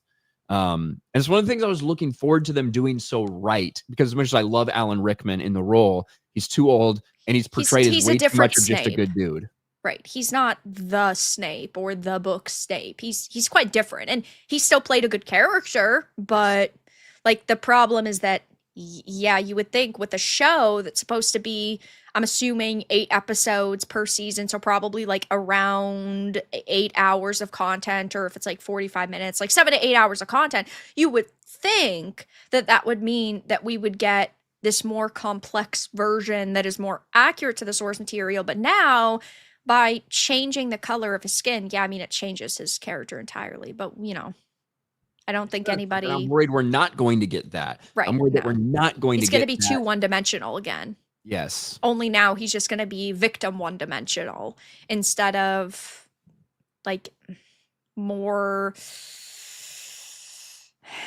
I don't want to say he's going to be quite like Alan Rickman's, because it's still not going to be the same, but he's just going to be victim one-dimensional. Yeah. Someone says Thomas Brown says Rickman not being book Snape isn't Rickman's fault. It's the script's fault. 100%. And true. It's not his fault. And he still did an amazing job with what he was given. I don't even know if it's anybody's fault. It's just the medium's fault. Well, you know, right. when you can't put you Yeah. can't have every character be extremely complex when you've only got 2 hours of screen time. It's just not going to happen. You need to flesh out the main characters first. And to be fair, in a lot of them, he wouldn't even be close to a main character. Yeah. But I fucking hate Half-Blood Prince so much. Goblet of Fire and Half-Blood Prince are the two worst Harry Potter adaptations. Half-Blood Prince, advanced potion making is mentioned basically in every fucking chapter of that book. Yeah. That's true. It is not mentioned, or the Half-Blood Prince is not mentioned for like an hour and 15 minutes of screen time in that fucking movie. Like straight. Just reveal it doesn't even fucking matter. That's true. Kevin, thank you for the 100. They love Judeo-Christian values, gay and trans. Grendel and Beowulf was an ancient caveman. J.R.R. Tolkien was a philologist and had one of the best translations, which Tolkien could listen to a rap song. Bro, Tolkien be down with some rap. You kidding me? Very different end statement, but thank you for the 100. Much appreciated. Kevin, do you think he'd call it orc music? I mean, according to the modern day left, yeah, apparently. But orc music. I mean, we saw what they did with Rings of Power and how fucking dog shit that was and how much they, love to destroy his work. So it's like they just had to one up it with Narnia. They were like, you know what? Hold my beer. We have to do even fucking worse now. Isn't there an epic rap battles of history with Tolkien and somebody? Is it George Martin? It is George R. R. Martin, yeah. Came out a long, long time ago. That's true. But thank you, Kevin, for the 100. Shout out, Kevin. I have Those no more Judeo-Christian alcohol. values, huh? But I appreciate it nonetheless. Thank you. It was funny. I assume you saw the trailer for Night of the Seven Kingdoms. I actually haven't. Let's watch I saw that it went up yesterday. And I meant to watch it yesterday, but then I didn't get a chance to, and I didn't watch it. I'm so fucking hyped for it. You want to watch it now? Also, hey, sure, you can bring it up. Hey, Zeus, thank you for the gifted membership, and thank you for your re-upped membership for 4 months as a Bronze Titan. Smash the like button. Yes. Give the stream a like if you're enjoying, a dislike if you're not. Also, you're gay and retarded, and I still appreciate your viewership. Thank you. I feel like I was typing really hard. What do you mean you were typing really hard? What do you You mean? just were pressing the buttons hard? Oh. Yeah. What is there is difficult to fucking... I'm like, are we doing a fucking WPM test right now? A competition? No, I didn't say fast. I said hard. There's a difference between hard and fast. Men and women both know this. Fascinating. Thank you, Ryan, for your detailed description. You're welcome. Here it is.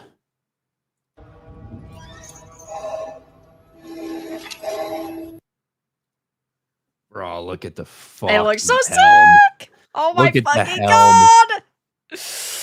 I'm so fucking excited. Look at the horses in their armor. I know. Wait till PETA complains, oh my gosh, they're riding real life horses. They need to CGI them. Fuck you. Some of them probably died. Probably. So, Sir Duncan the Tall.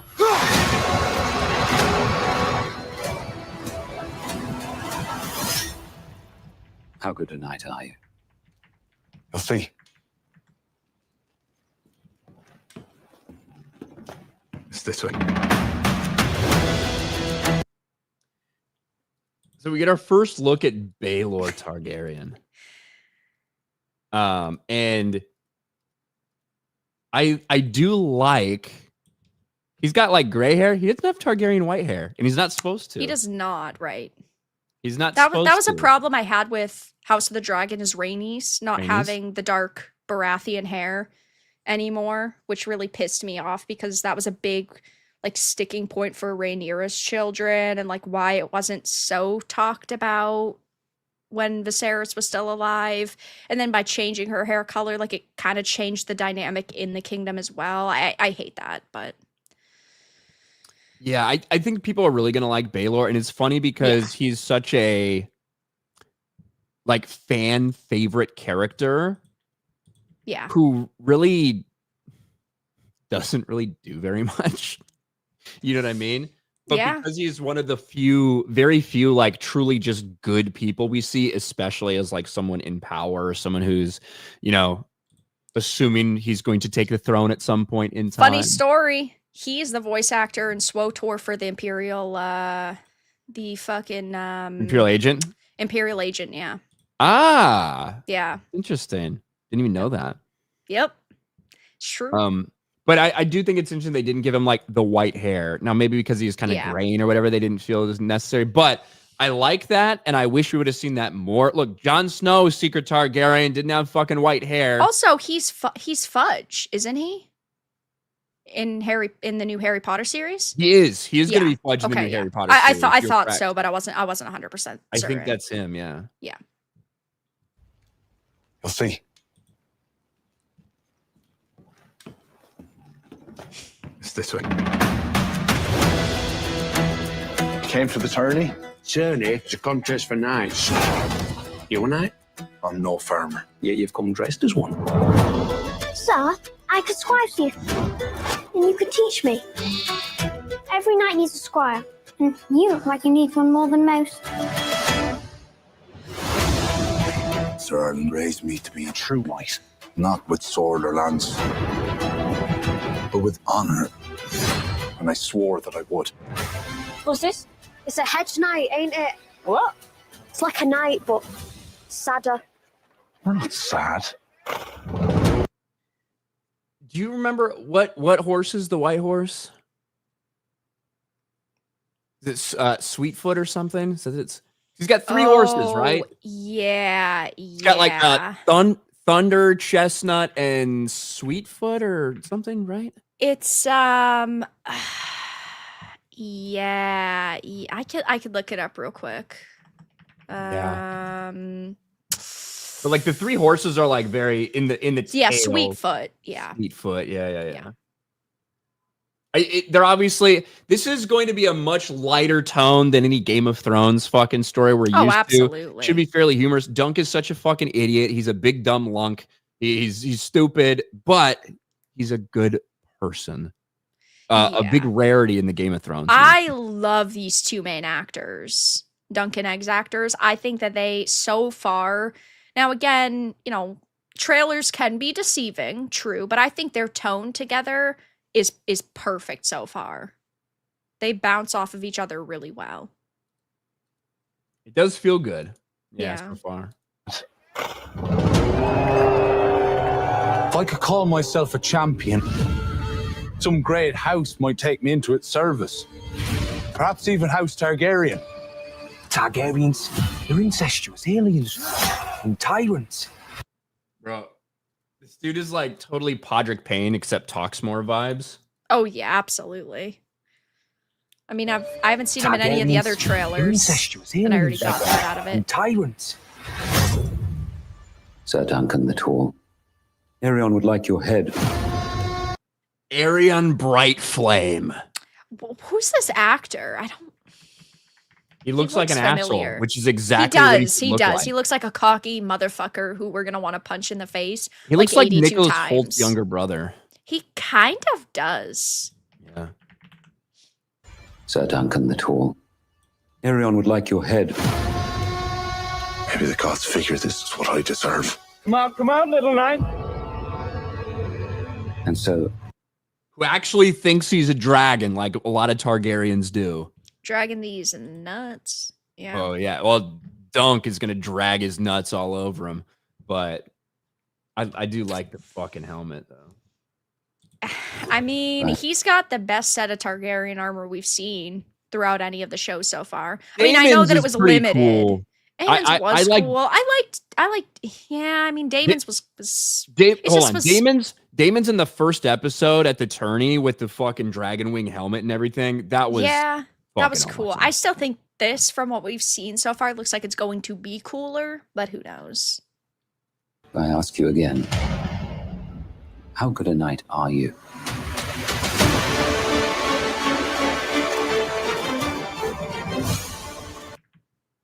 You got a little bit of it. Did you hear it?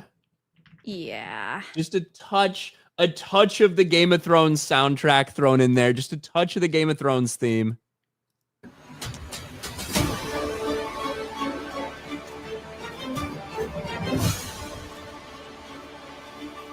You may be wise to run. Won't they kill me if I run? Want to kill you anyway. As honor deserted the noble houses of Westeros! And there are no true knights among you!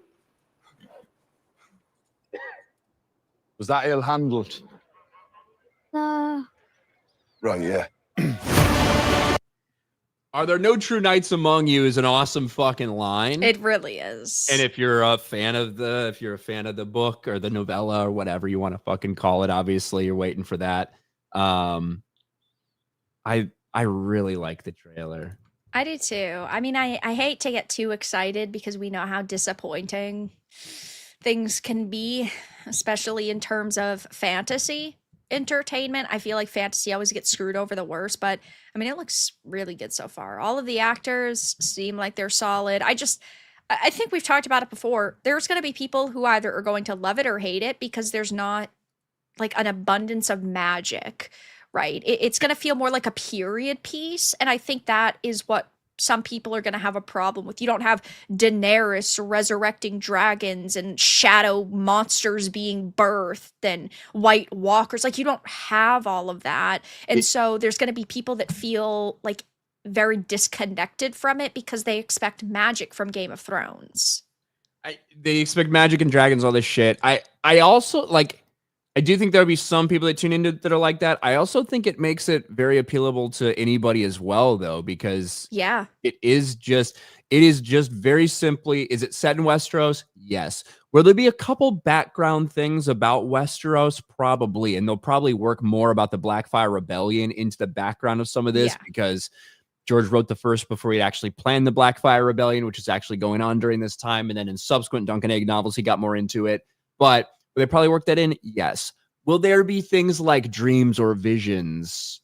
Yes. But for the most part, you don't have to know anything about Game of Thrones. You don't have to know anything about the world of Ice and Fire to walk in and appreciate this, which is just very simply like a young man trying to do the right thing in a world where that is a rarity. Absolutely. And I think anybody can watch this and be inspired by that and enjoy it. So I hope it's really good.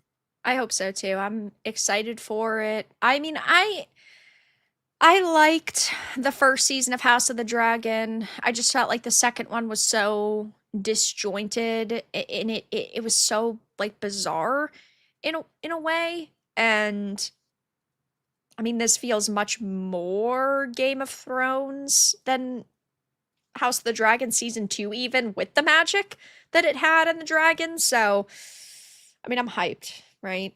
There's going to be very evil villains, evil characters like Arion, and I wonder how much of kind of You didn't his see Tanzel cruelty- in this trailer at all, huh? No. Is that her name? Tanzel, right? Yeah. I can't think off the top of my head of any other characters that we're missing like looks at right now, though, either that should be in this first. Have they said exactly how much the first season's going to cover? It's just going to be Hedge Knight. Okay, that's what I thought. It's going to be 6 episodes, about 30 to 40 minute That's episodes. what I thought. Okay.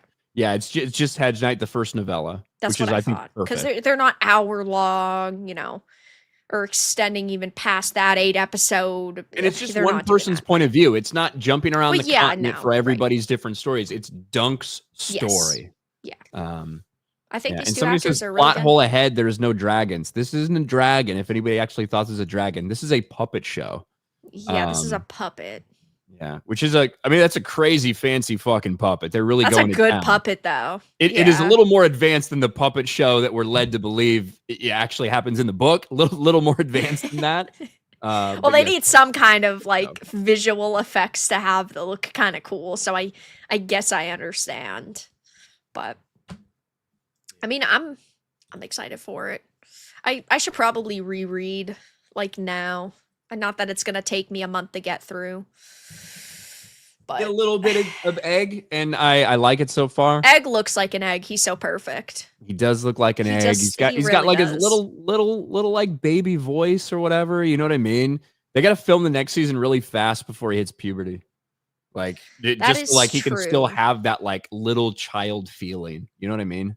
Yeah, the innocence almost. 100%. Because then you're gonna have a fucking 15-year-old walking around next to Duncan. It's just not gonna work. It's not gonna work. Yeah, it's not going to. I think this actor's only like in nine Dexter. He's young. But remember how different it was before, like like the drastic change in Harry's voice between Sorcerer's Stone and Chamber of Secrets. Oh, he's 11 now, but when they filmed, he was like 9 to 10. But yeah. Yeah, Harry's voice became very, very quite different. It looks cool though. It's okay, Hedwig. Holy shit. I love a good period piece, and so this feels very similar to me, which is why I'm not gonna mind it. But I'm also like a big fan of A Song of Ice and Fire. But yeah, I think that there's gonna be a lot of people that like are gonna be a little bit upset with it, though they should have known what to kind of expect. I think there'll be some people that tune in and they're like, hey, where's all the dragons and shit? But I don't think most people will. I think it'll be received pretty well. Right. Is this the like the person whose tournament it's an honor for? I forget her name at this point. Oh, like that's the whole point of this tourney, right? The Ashford tourney? Yes. Yeah, yes. yeah. I don't remember her name, but yeah. She doesn't have much of a Ashford. role to play. She's just like the daughter of whatever, you know. Yeah, what I mean? yeah. Most women in the Game of Thrones universe are like Well, that. true. Look at Egg with the big fucking lance. Barely hold this thing. Yeah, he's definitely gonna stumble with that. Well, look, there's like one picture of him when he's running in front of all these sheep. Like, yeah. He's such a little goofball. But I mean, obviously that's a material, right? So he has to kind of be a goofball. Yeah. Look there's the 3 horses. Yeah. See, Sweetfoot, Chestnut, and Thunder. Look at them. Mm-hmm. Look at them. Yeah, I like it. Good trailer. Good trailer too. Wow, we've been ranting a lot tonight about shows and books, but that's okay. Because I mean, hey, we need to fill 2 hours worth of time. Also, let me read these really quickly before we move on to another topic. But yes, we'll be probably talking about that show at length when it comes out because I'm excited for it. Taker, thank you for the 5. The irony of Black Snape is that he tried his dark arts on Lily but failed, and now he has to teach defense against the dark arts. The crazy part is he really desperately wants to do defense against the dark arts. Yeah. He's a good character, but we know how that goes. Good characters don't last long in Hollywood and in entertainment. That is for certain. But thank you for the 5. And Quagmire, thank you for the 1 month. I'm 6'2", red hair, pretty good looking guy. When I see a pretty girl, I don't even bother. It's not worth it. I'd rather be single for the rest of my life. My life. Fuck my life. This dude's giving us this really sad story. We're just making fun of his grammar. I'm sorry. You started it. I auto-corrected it. Fuck my life. I usually try to autocorrect donations. You're the one who started it. That sucks, Quagmire. Yeah. But Are pretty you good afraid looking she's guy, gonna turn red out hair. to be a lesbian? Yeah, you I could don't be know. like old soul dragon. Be like every chick I talk to is just a fucking pussy lover. So I don't know. That's some really bad luck, though. That's like spectacularly bad. No, like, well, for Old Soul Dragon, it's a him problem. There's no way that can just happen in chance. Like, no way. Yeah. He's doing something wrong. We need to figure this out. Vera's the type to show a whole new side at medieval times. I've talked about it at length. I yearn for a joust. If anybody wants to fucking joust, I will. I'm so pissed off at Alyssa that she canceled and didn't want to do that fight. I would have had her in a full suit of armor going at each other like medieval MMA. It would have been the sickest thing ever. But no. She just... I yearn for a joust. I do. I yearn for a joust. I say this every stream now, basically. But if anybody wants to joust, let me know. I'm up for a medieval competition. So, guys, I guess we'll very quickly cover one more topic for the night. We'll talk about the transgender epidemic going on in video games. Of course, we used to have female characters, and that's all that these feminists wanted. Okay, that's all these activists wanted. Oh, we just need more women in games. Oh, there aren't enough women. Back in 2015, we had seen, during the height of Gamergate 1, the Mary Sue say Metroid's Samus Aran is a transgender woman, deal with it. And that's really where we started seeing the decline of, well, being a woman isn't enough. Now you have to be trans. You have to be something else. You have to be a black woman. You have to be this type of woman. Or you have to just be a man cosplaying as a woman. And now a Baldur's Gate 3 actress is saying that they want Nintendo to canonize the popular fan theory that Samus is a badass trans bounty hunter. Now, Ryan, I know you're not, the biggest gamer in the history of the world. So let me ask you some questions. Number one, have you ever heard of this popular fan theory that Samus is trans? I have heard it just in passing because of where we are on the internet of when weirdos try to push it. And I've always thought it was strange because aren't we all about strong female characters? Don't we want more strong female characters in like the woke gaming side of things? Isn't that what they push for? So you want to take away one of the most beloved female characters of all time so that they can be a dude who turns their dick inside out? Why does that make any sense? And second of all, it says Baldur's Gate 3 actress. I bet you can logically deduce what this Baldur's Gate 3 actress really is and why they want Samus to be trans. Oh, is the Baldur's Gate 3 actress actually an actor and a man? Yes, it's a Wow. tranny. Abigail Thorne, oh my god. Yep. They were actually the one who played the House of the Dragon. Yep, leader of the Triarchy. Mm-hmm. Yep. You knew. You're up to date. So for years now, I can spot trans anywhere, Yeah, apparently. For years now, a popular fan theory has circulated on the internet, speculating that Metroid's Samus Aran is trans. These theories cite her size and build as key elements as to why she could be a trans woman, and fuel was only added to the fire in 2015 when a Metroid background designer claimed in a derogatory way that Samus was trans. So now they're using somebody that was a Japanese background designer fucking memeing on their idiotic claim that Samus could be trans as potential evidence as to why Samus could be trans. I mean, it's mental gymnastics at its finest. He was literally making fun of it. He was making fun of this claim at the time in the height of Gamergate 1. But yet now they're saying, well, I mean, technically somebody that worked on Metroid said that. But now speaking to the gamer, a prominent trans actress, Abigail Thorne, has called on Nintendo to come out and tell us what we already know and confirms the long-running fan theory.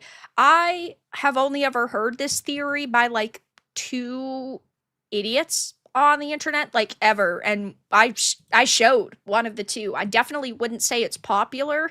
I definitely wouldn't say it's like a big fan theory that people have been begging for years. It's just people like this that are asking for it. I still think Nintendo should come out and tell us what we already know, which is that Samus is trans. She says with a wry smile and a chuckle. People just think we've misunderstood her character. They think that she's like a mother, and it's like, no, she's a badass trans bounty hunter from space.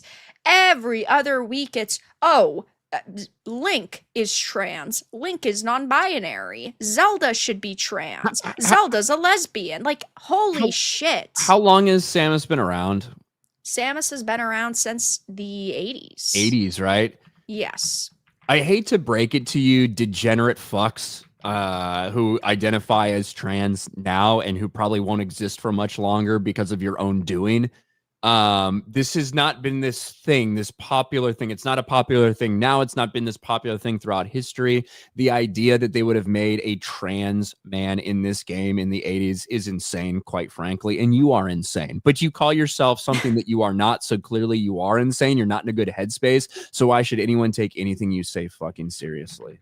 Well, right. And that's an issue. And by the way, released in Japan on the Famicom 86, North America 87, Europe 88. So later 80s. But either way, still the fucking 80s nonetheless. And they have the gall to sit here and say that, oh my gosh, this is a popular fan theory. Maybe for like a handful of mentally ill idiots on the internet, but most people know that Samus is just a woman. And also, like we pointed out when we started talking about it a few minutes ago, it used to just be, we need more women in entertainment. And you know what?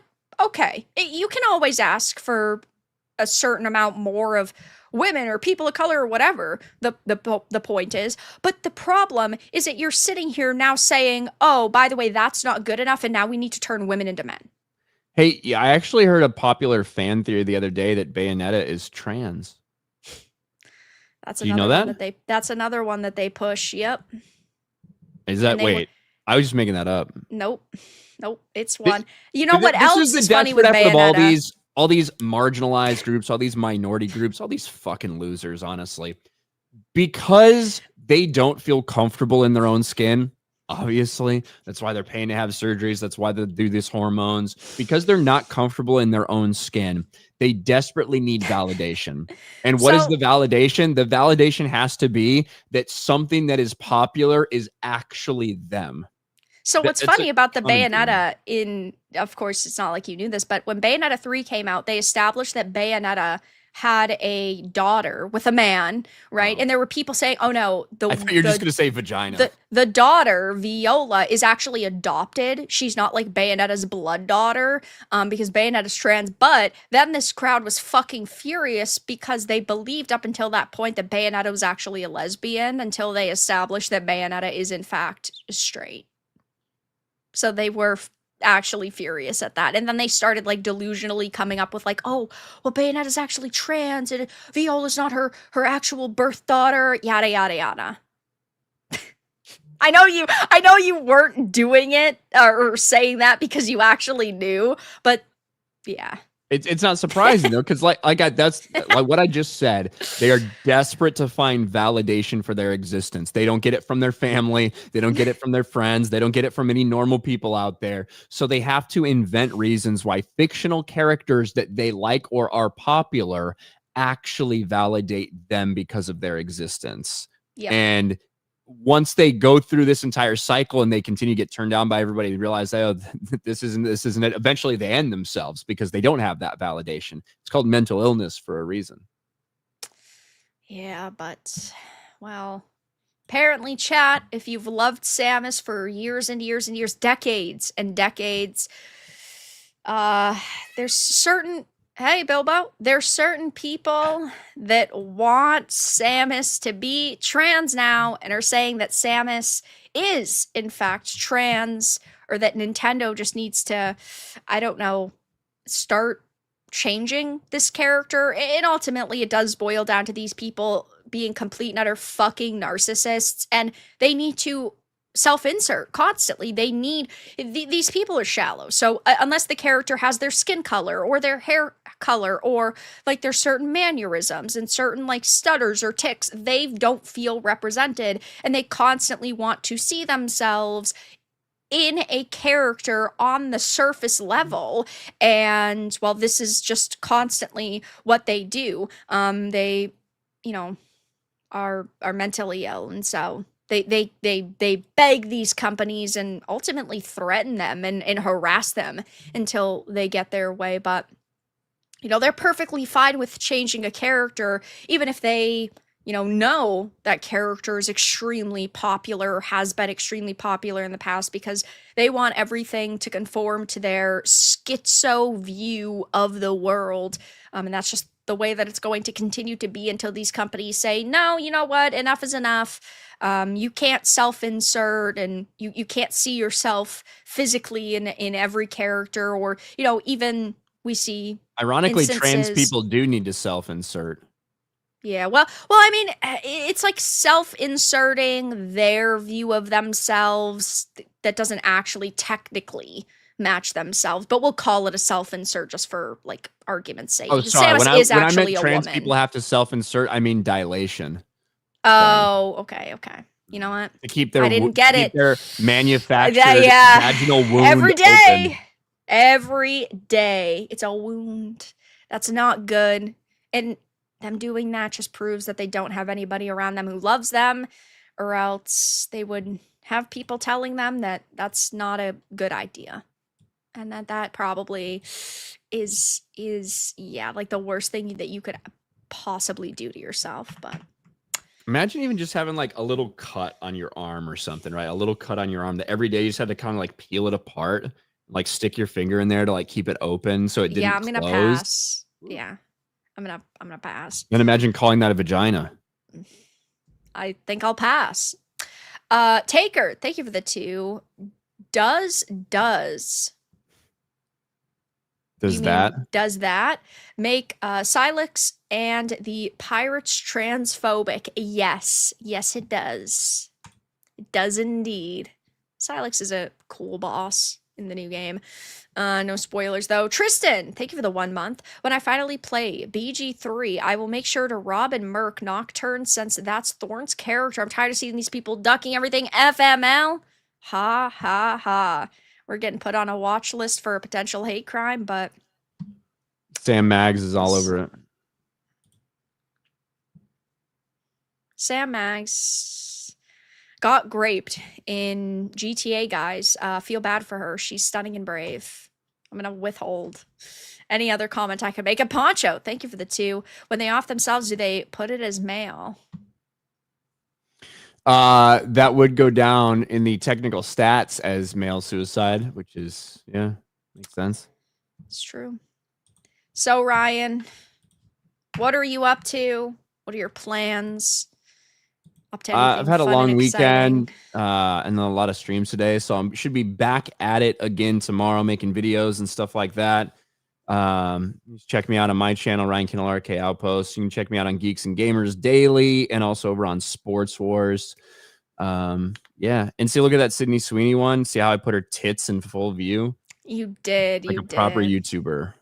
That's true. You know what you should do? You should put it's supposed to look like a magnifying glass over her chest, and then do like an arrow pointing, and then it's the zoomed in picture of the cleavage. Yeah, I can't go that hard. I don't have too many. What do you mean? You told me that you always have to like pump it up to 200%, so that's how you do it. Oh no, but that's like a lot of editing effort, whereas my thumbnails do not require a lot of editing effort. You know what, guys? For Ryan's next Sydney Sweeney video, he's gonna do that. Special as a tribute to FML. Maybe he will. True and real. But yeah, of course, guys, all of his links are in the description. If you're not already subscribed there, you can also go and subscribe to my second channel, my review channel, Varadark Reviews. This week, the schedule is going to be a little bit different. So tomorrow, I'm going to be streaming the end of Metroid Prime 4 Beyond. and I'll be reviewing it. My review will go up on the review channel probably on Wednesday. Wednesday will be the Vera and Virtue show. Thursday is where things are going to be a little bit different because usually I would play a game, but I'm not going to be streaming a game on Thursday because I'm going to be streaming Jeff Keighley's Gay Awards show. That starts, I think the pre-show starts at 7:30. I will obviously double check, but I'll be live and the event fully starts at 8, but I think I'll be streaming the pre-show. And then over the weekend, I'm not exactly sure what I'm going to be playing yet. I have to take another look at the schedule. I think the new Terminator game might be out, so maybe we'll play that. We also have the Night Rain DLC. And then, of course, next week, FML will be live over on Ryan's channel. So that'll be exciting. Very exciting indeed. True and real. And for the final donation of the night, Taker, thank you for the 2. One of these days I'll proofread my damn super chats. That's okay. I think we got the gist of what you were saying, but I generally try to proofread unless it's fuck my liff and then Ryan just throws all those efforts away. Look, I'm not going to assume that you tried to say anything. I'm going to read what you wrote. You paid good money. I'll read what you wrote.